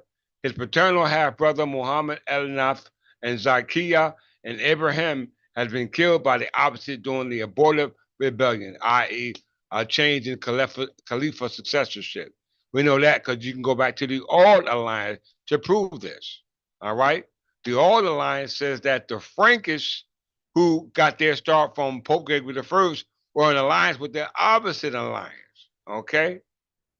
We see right there, they were allied with the opposite, and the Carolingian were the Frankish dynasty, who was descended down from the Merovingian dynasty, all started by Clovis the First. All started by Clovis the First, known as the Clovis culture. Okay? All known as the Clovis culture. The Clovis culture are known as the Paleo-Indians period in North America, spanning about 13,050 to 12,750 years before the present. Okay, so we know the Clovis culture got their name from that word Clovis, which was the king of the Merovingians and the Carolingians, as was the Capetine dynasty, which never claimed to be descended down from God. But they had a culture going back to the Paleo Indians, back to the Paleo time. So in order for us to understand that, we must get a timeline of the history going back to these archaeological findings. Okay, we must understand that. So let's get a look at that real quick.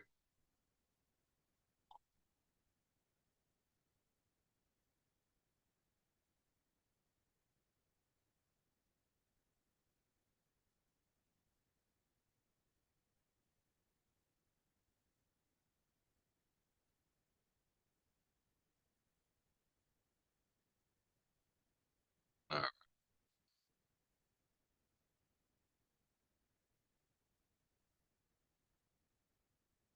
Prehistoric North Africa. Let's start there. Prehistoric North Africa. Now we know Arabs invaded Morocco, which was part of the Maghreb. All right. But before they invaded Morocco, which was actually called Libya, okay, because Morocco goes back to the name Idris, who was descended down from Muhammad, who were Arabs, okay? So the name prior to that was called Libya, okay? We're going to prove that. The prehistory of Northern Africa spans the period of the earliest humans present in the region to gradual onset of historicity and the Maghreb during classical antiquity. Early anatomically modern humans are known to have been present at Jebel Erhard and what is now Morocco, approximately 300,000 years ago. The Nile Valley region via ancient Egypt contributed to the Neolithic, Bronze, Iron Age periods of the Old World, along with the ancient Near East. Once again, I repeat, the Nile Valley region via ancient Egypt contribute to the Neolithic, Bronze, and Iron Age period of the Old World, along with the ancient Near East. Don't forget Neolithic, Bronze, Iron, then Old World. Okay? Very important to understand that sequence. All right? You must understand that sequence. Why is that important? Because we know that Morocco was a term created by Idris, all right, who founded up the opposite dynasty, but the territory where what is called, and now in that time, Morocco was a part of what we call North America through the geological proof before the Pangea has split. All right? So let's just visit that real quick.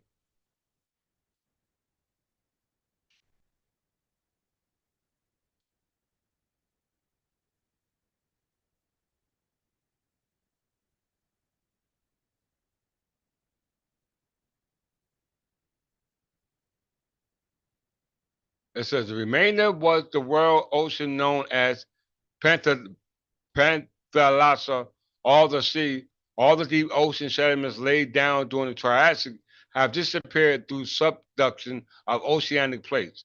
Thus, very little is known of the Triassic open ocean. The supercontinent Pangaea was rifting during the Triassic, especially late in the period, but had not yet separated. You hear that? But had not yet separated. The first non-marine sediments in the rift that marks the initial breakup of Pangaea, which separated New Jersey from Morocco, are a late. 1 second.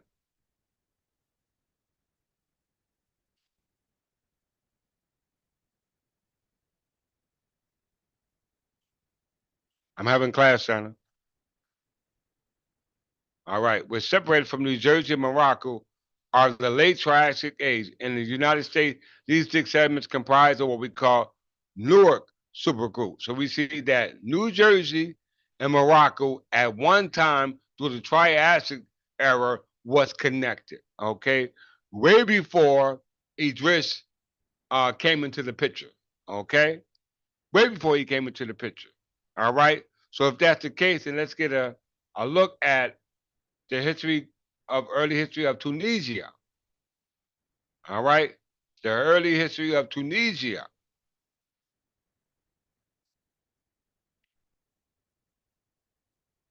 History of early Tunisia.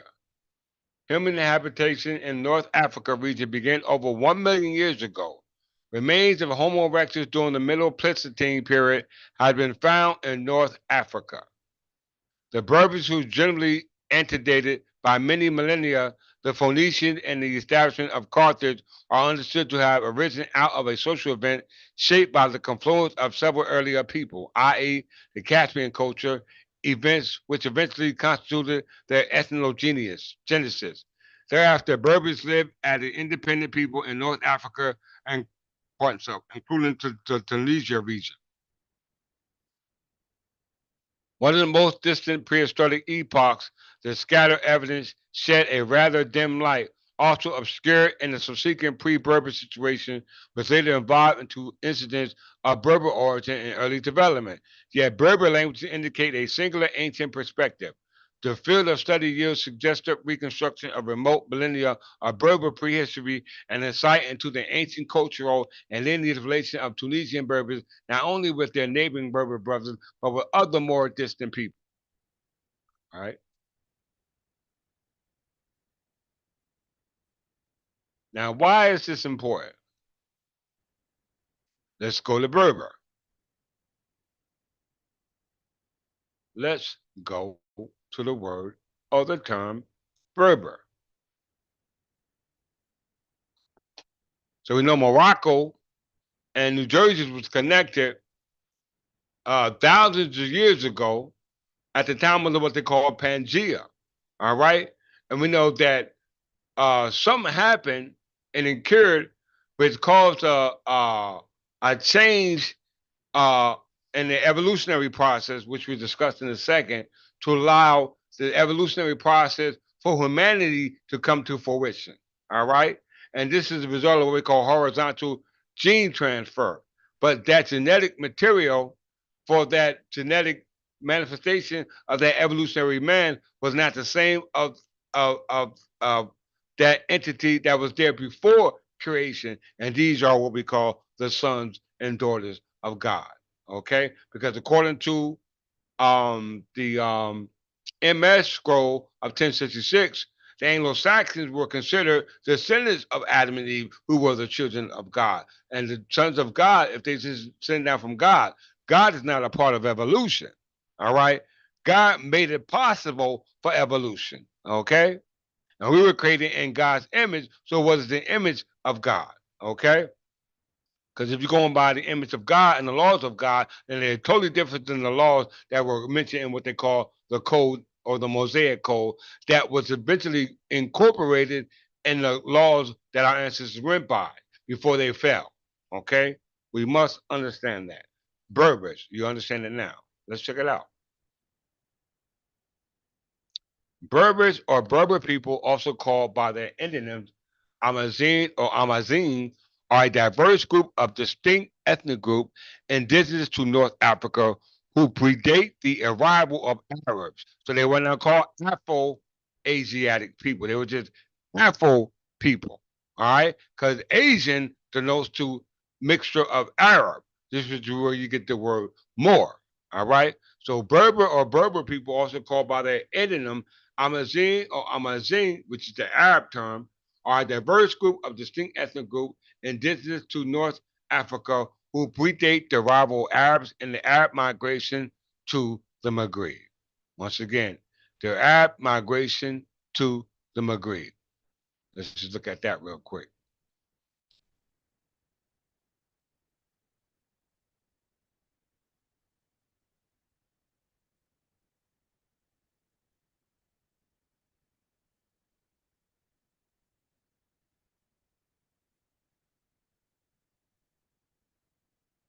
The Arab migration to the Maghreb involved successive waves of migration and settlement of Arab people in the Maghreb, encompassing modern day Algeria, Libya, Morocco, and Tunis. Now, you know what they said in 1911 encyclopedia.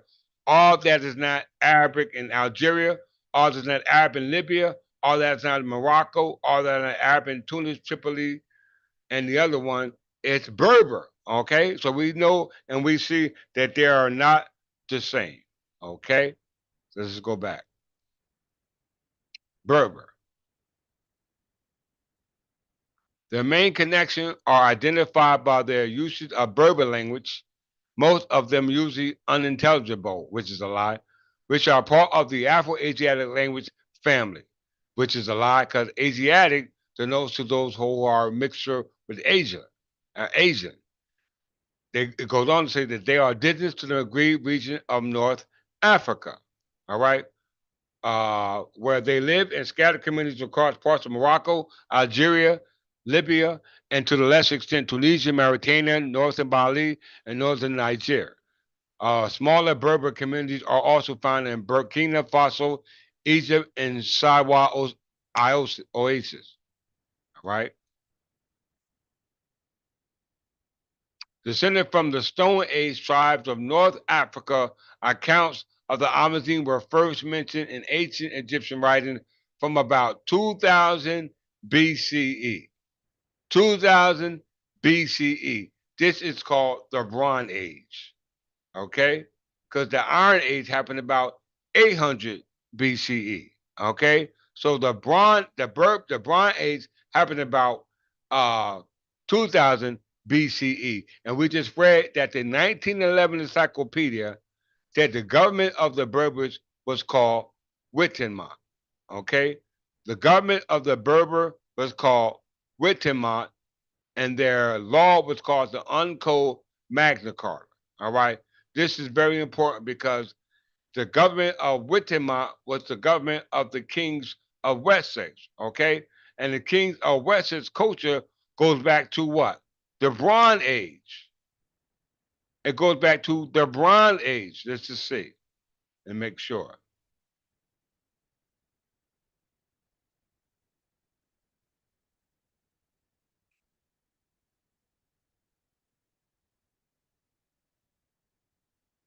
Wessex culture. The Wessex culture is the predominant prehistoric culture of Central and Southern Britain during the early Bronze Age. Did you hear that? During the early Bronze Age. So the kings of Wessex culture goes all the way back to the Bronze Age. And they said that the kings of West Anglo-Saxon had a government called Wittenmont and a law called the Magna Carta. So we see that the Magna Carta was their law and the Wittenmont was their government, and they were the kings of Wessex, and they had a culture, all right, because uh, they went from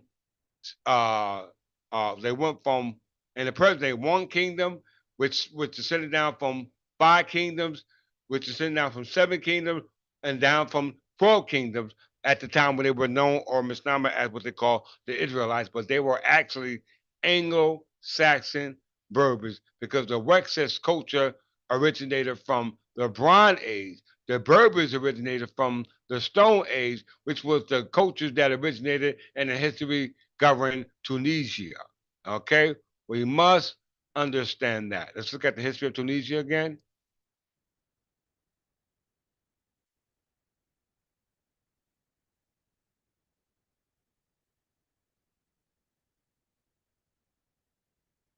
I think it has another. I got another resource. Let me find out. Prehistoric North Africa. Let's use that one.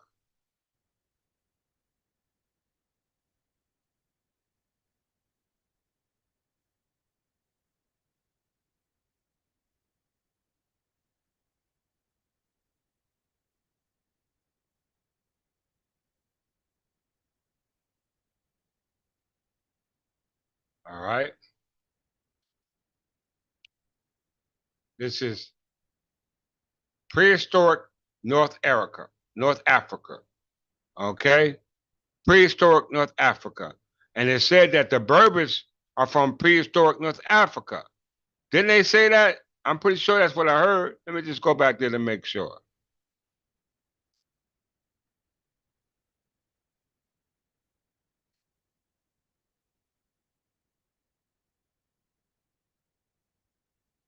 Where did I see that at?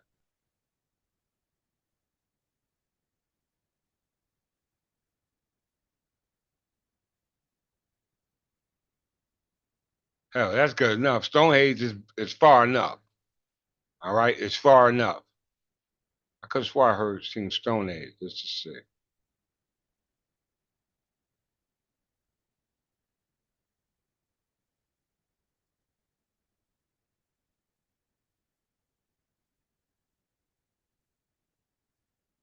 All right, it's real. Prehistory. The Maghreb region in northwest Africa is believed to have been inhabited by Berbers from at least 10,000 BC. Did you hear that? 10,000 BC. All right. Cave paintings which have been dated 12 millennia before present have been found in Tazla region of southern Algeria. Okay? Very important for you to understand that.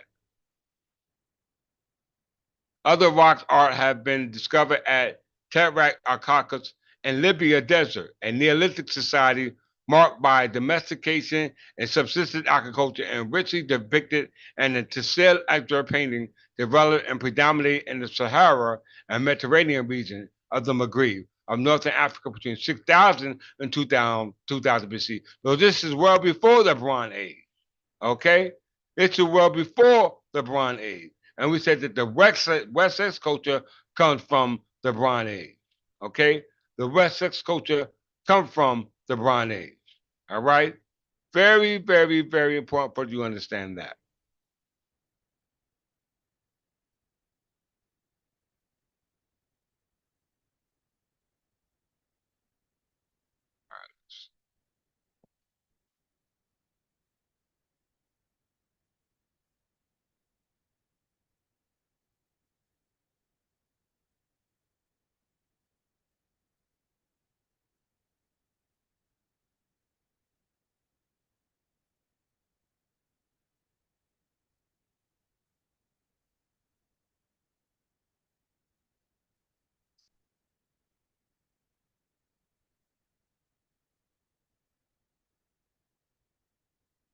Let's get some proof.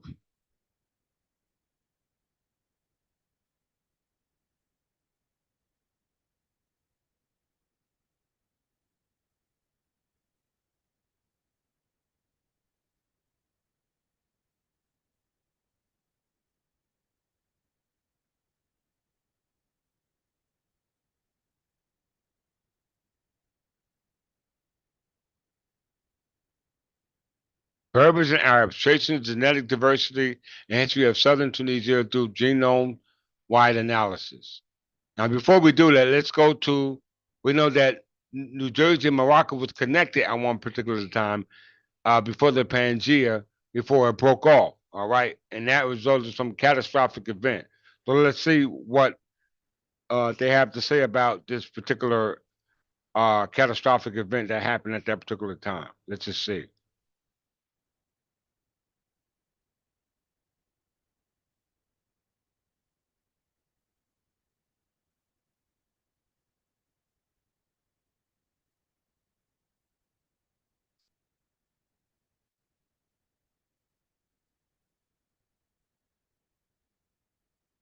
Impact event at the Permian Triassic boundary, evidence from extraterrestrial noble gases and fullerenes.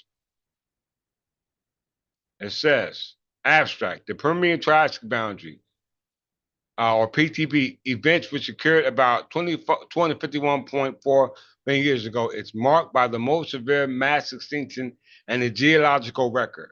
Recent studies of the Permian Triassic boundary site indicate that an extinction occurred very abruptly, consistent with catastrophic possible extraterrestrial cause.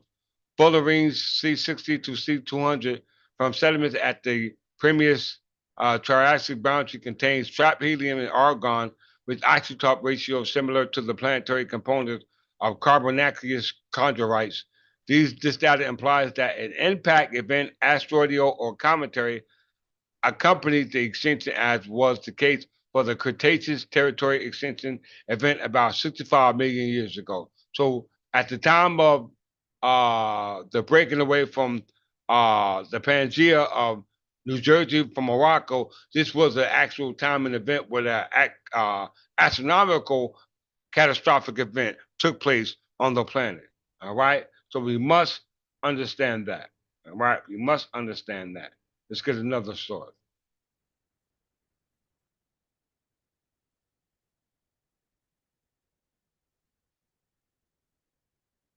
Genetic characterization of origin of Tunisian Berbers.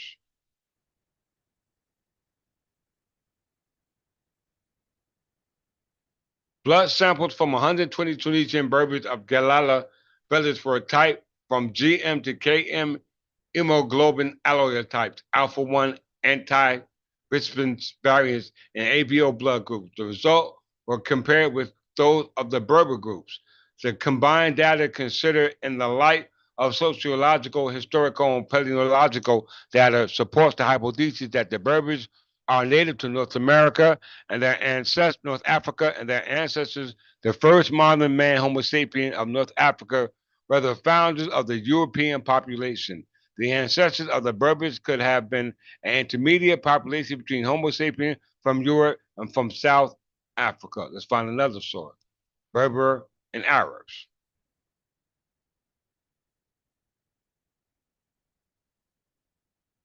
Berbers and Arabs tracing the genetic diversity and history of southern Tunisia through wide analysis. Tunisia has been a crossroads for people from Africa, Europe, and Middle East since prehistoric times. You hear that? A present At present, it is inhabited by two main ethnic groups, Arabs and Berbers, and several minorities. This study aims to advance knowledge regarding their genetic structure using new population sampling and genome-wide approach. Material methods. We investigated genomic variation, estimated ancestry components, and dated the mixture events in three Berbers and two Arab populations from southern Tunisia, mining a data data set including Middle Eastern, Sub-Saharan, and European population. Results. Difference in the proposition of North African, Arabian, and European ancestries and the varying impact of a mixture in isolation determines significant heterogeneities and the genetic structure of southern Tunisian population.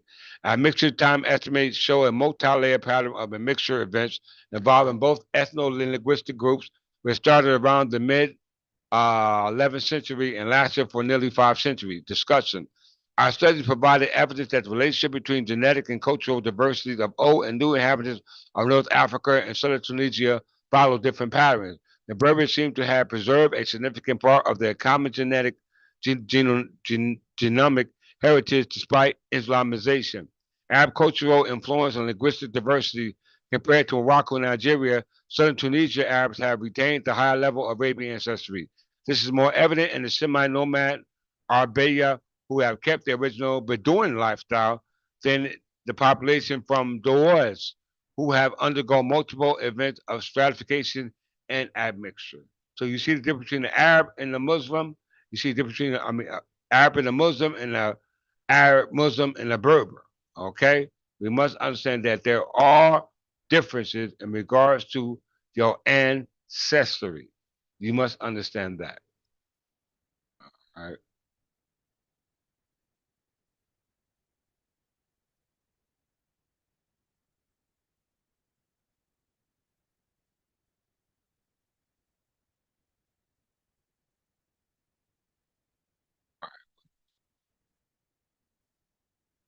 So in closing,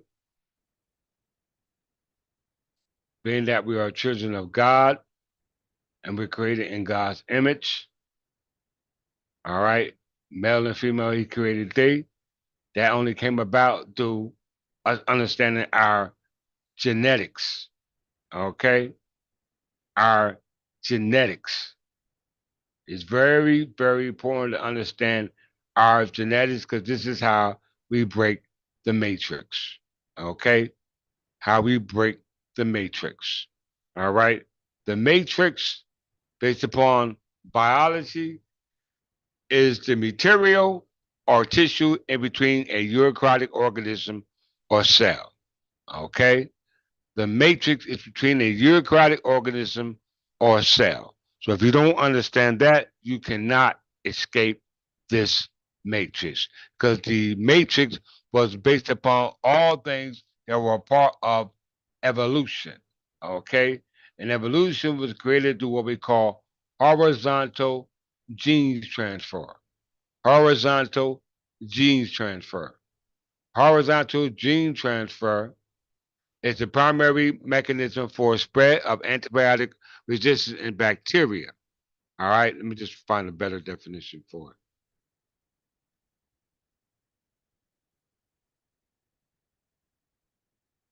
All right. Horizontal gene transfer is recognized as a pervasive evolutionary process that distributes genes between divergent prokaryotic lineages and can also involve eukaryote. It is postulated that HGT, or horizontal gene transfer, promotes the maintenance of a universal life biochemistry and subsequently the university of the genetic code. All right? So the eukaryotic cell which is the matrix that we're subject to. And the only way to escape that matrix is to understand how the eukaryotic cell came about and the result of our existence here on this plane of existence. Okay? We must understand that.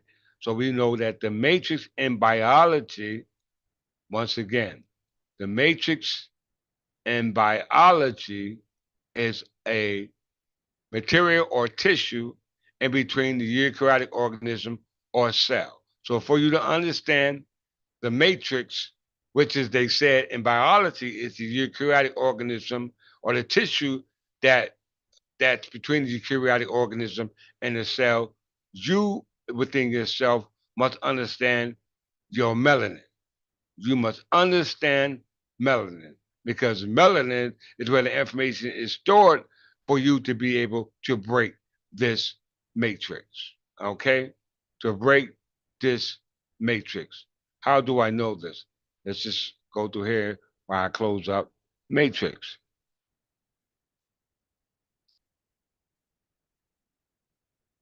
1911 Encyclopedia.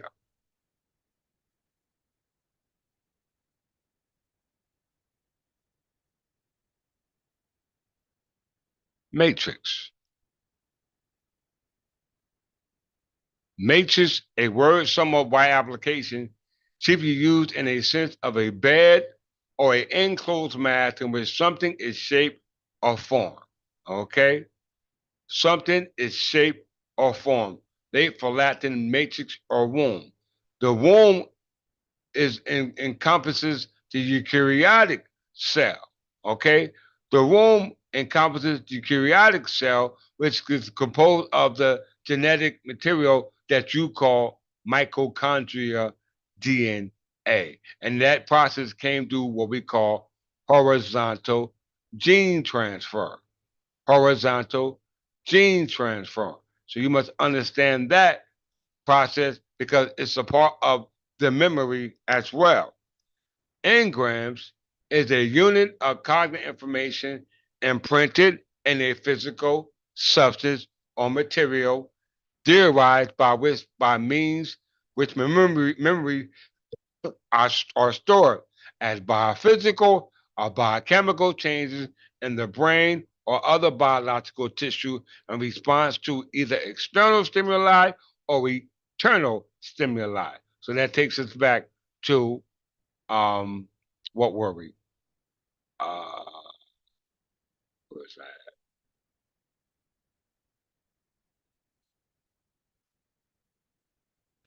What was that? Matrix. Biology matrix is the material or tissue, well, you said it, or tissue in between the eukaryotic organism or cell. Eukaryotic cell is cells that are able to become multi-cell, to evolve. All right. So we understand that things that are part of evolution evolve from space and time. Okay? Space and time. God and God's creation or God's heirs or descendants, they're not originated with this space and time because anything in the space and time resulted from evolution and that originated from what we call the eukaryotic cell.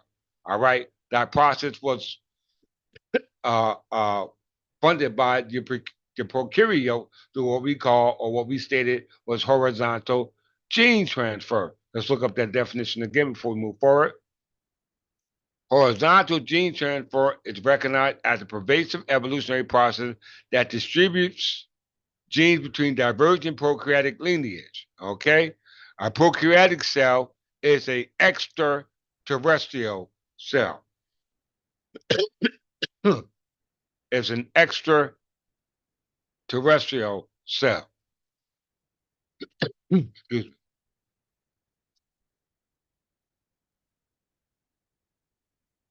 Okay. Horizontal gene transfer or lateral gene transfer is the movement of genetic material between organisms of other than by the vertical transmission of DNA from parent to offspring reproduction. Horizontal gene transfer is the important factor in the evolution of many organisms. So prokaryotes help in the process and eukaryotes that assist in the evolutionary process. We must understand that. And you must have memory of that. That's why we have what we call engram. Engram is a unit of cognitive information imprinted in the physical substance derived by which memories are stored as biophysical or biochemical changes in the brain or biological tissue in response to external stimuli. So everything that you are stimulated by externally must be used to understand the internal makeup of yourself, which is that matrix or that biological tissue held, which held you to this makeup or this physical body or this physical substance or this physical material. We must understand that in order for you to get back to your godlike state. All right? How we know that? Is through the understanding of mathematics. What is mathematics? Let's look at it in the 1911 encyclopedia before we chime out. Mathematics in the 1911 encyclopedia. I didn't write this.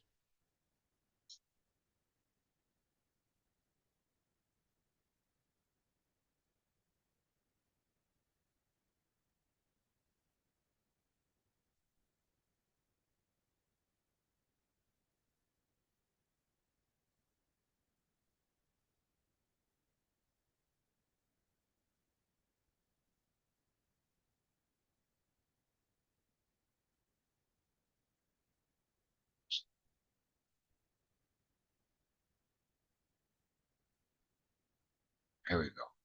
Mathematics. Encyclopedia Britannica, mathematics. All right.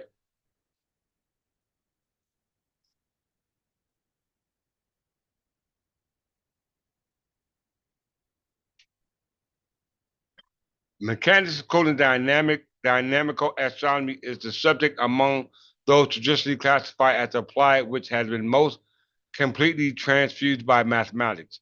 That is to say, which is studied with the deductive spirit of the pure mathematician and not with the covert inductive attention overlaid with superficial forms of deduction characteristics of the applied mathematician.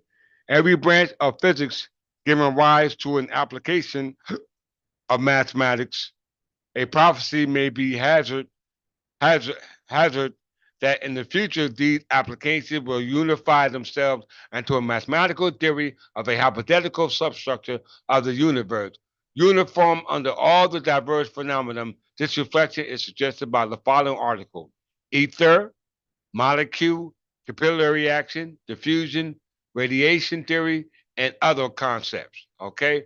The concept we use is that of what we call ether, because ether is nothing more than melanin. How we know that? Let's look at it. In closer, Einstein, cosmological constant, the cell and the intrinsic properties of melanin to split and reform the water molecule.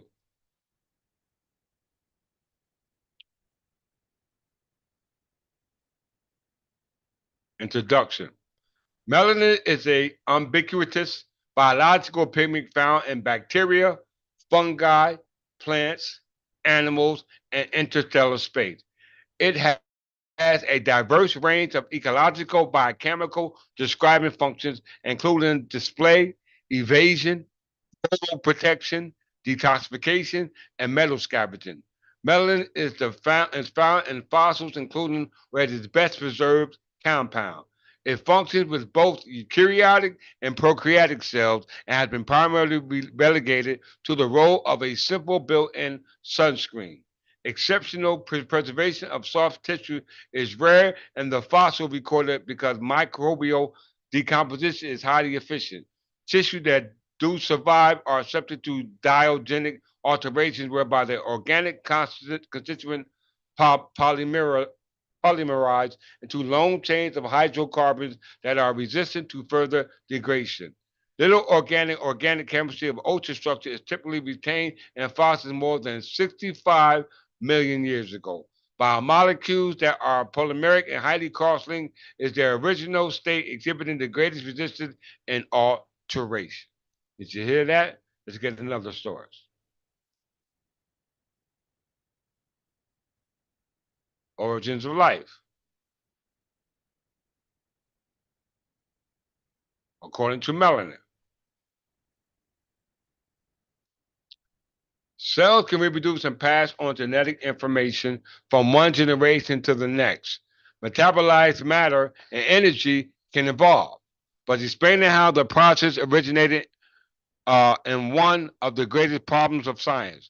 The vague idea that life emerged spontaneously from mixtures of molecules is a probiotic error, has no substance. It cannot be explained, not even by chance. Apparently, there is no way to explain the origin of life by natural means today. The creation of life for inanimate compound is a mystery that seems to deepen every day more. But suppose there is a substance that seem to represent the boundaries between inanimate compounds and another inanimated. Sorry. Inanimate compound that tends to approach energy sources surrounding them. A compound that does not present structures like any of the cell, prokaryotic or eukaryotic cell. A boundary compound between the living and the non-living that does not show changes in its structure, and something that can be considered evolutionary despite billions of years of elapsed time. A molecule whose proven stability is 160 million years old. A substance that seems to mark the frontier between the living and the non-living matter. widely disseminated in the universe and all living beings, and whose main characteristic is that it is capable of absorbing visible and invisible light and dissipating the energy absorbed by dissociating the water molecule, such as chlorophyll does to plants. If we want to explain the origin of life arising from the substance with the characteristics above noted in others, then it's possible that the much sought after explanation of the origin of life is very close to being achieved. The name of the molecule concerned is melanin. Did you hear that? It's called melanin. All right.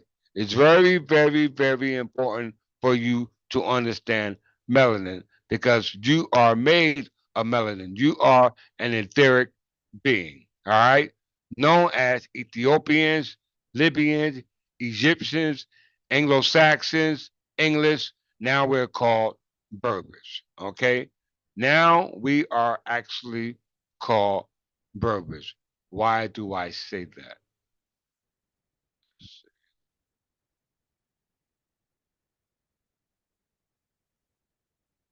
Ether. In closing, quantum medieval science, alternative spelling includes ether, also known as the fifth element quintessence, is the material that fills the region of the universe beyond the terrestrial sphere. The concept of ether was used in several theories to explain several natural phenomena, such as the propagation of light and gravity.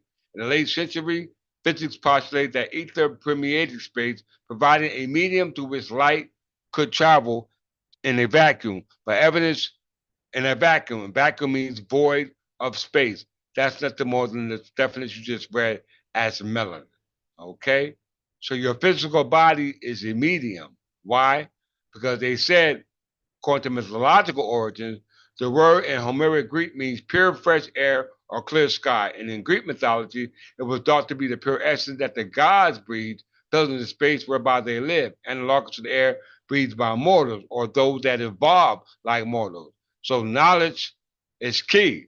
Memory is key because ether permeates space, all right, by way of vacuum, and vacuum is void of matter, and matter is called flesh, which you call skin. So within that skin that you call matter or physical substance, which is composed of the chemical substance, is a memory that's able to raise the frequency or vibration based off your understanding or the concept of what we call transduction. Because based upon what the Greeks are telling us, ether relates to incinerate and transit to burn or shine, related to what they call Ethiopians or Ethiopia, which means people with burnt black facades. And Ethiopian goes back to what they call Libya. Okay? It goes back to Libya. All right. Very, very, very important for you to understand that. All right. Those ancient Libyans were the ones living in Maghreb called Morocco. All right. Now called Morocco. But we know that we are Berbers. Okay. We are Berbers to a T. Let's see. I got one more. Let's,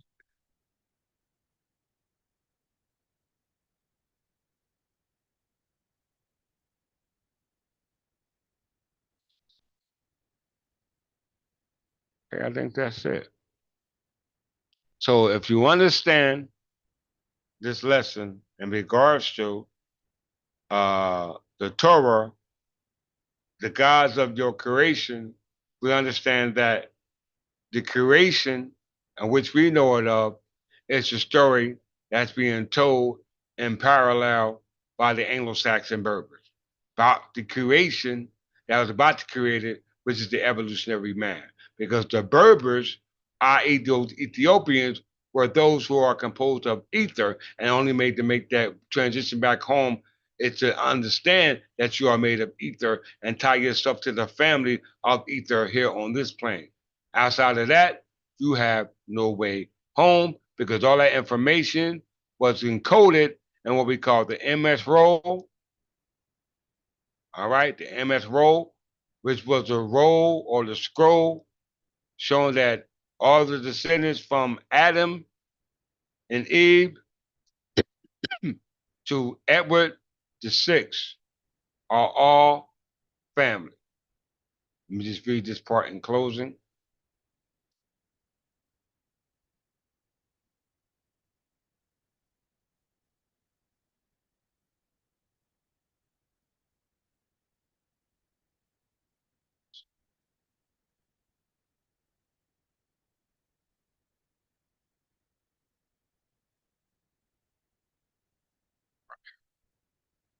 Like produced in London in the third quarter of the 15th century, the genealogical chronicle of kings of England to Edward IV of the Plantagenet crown.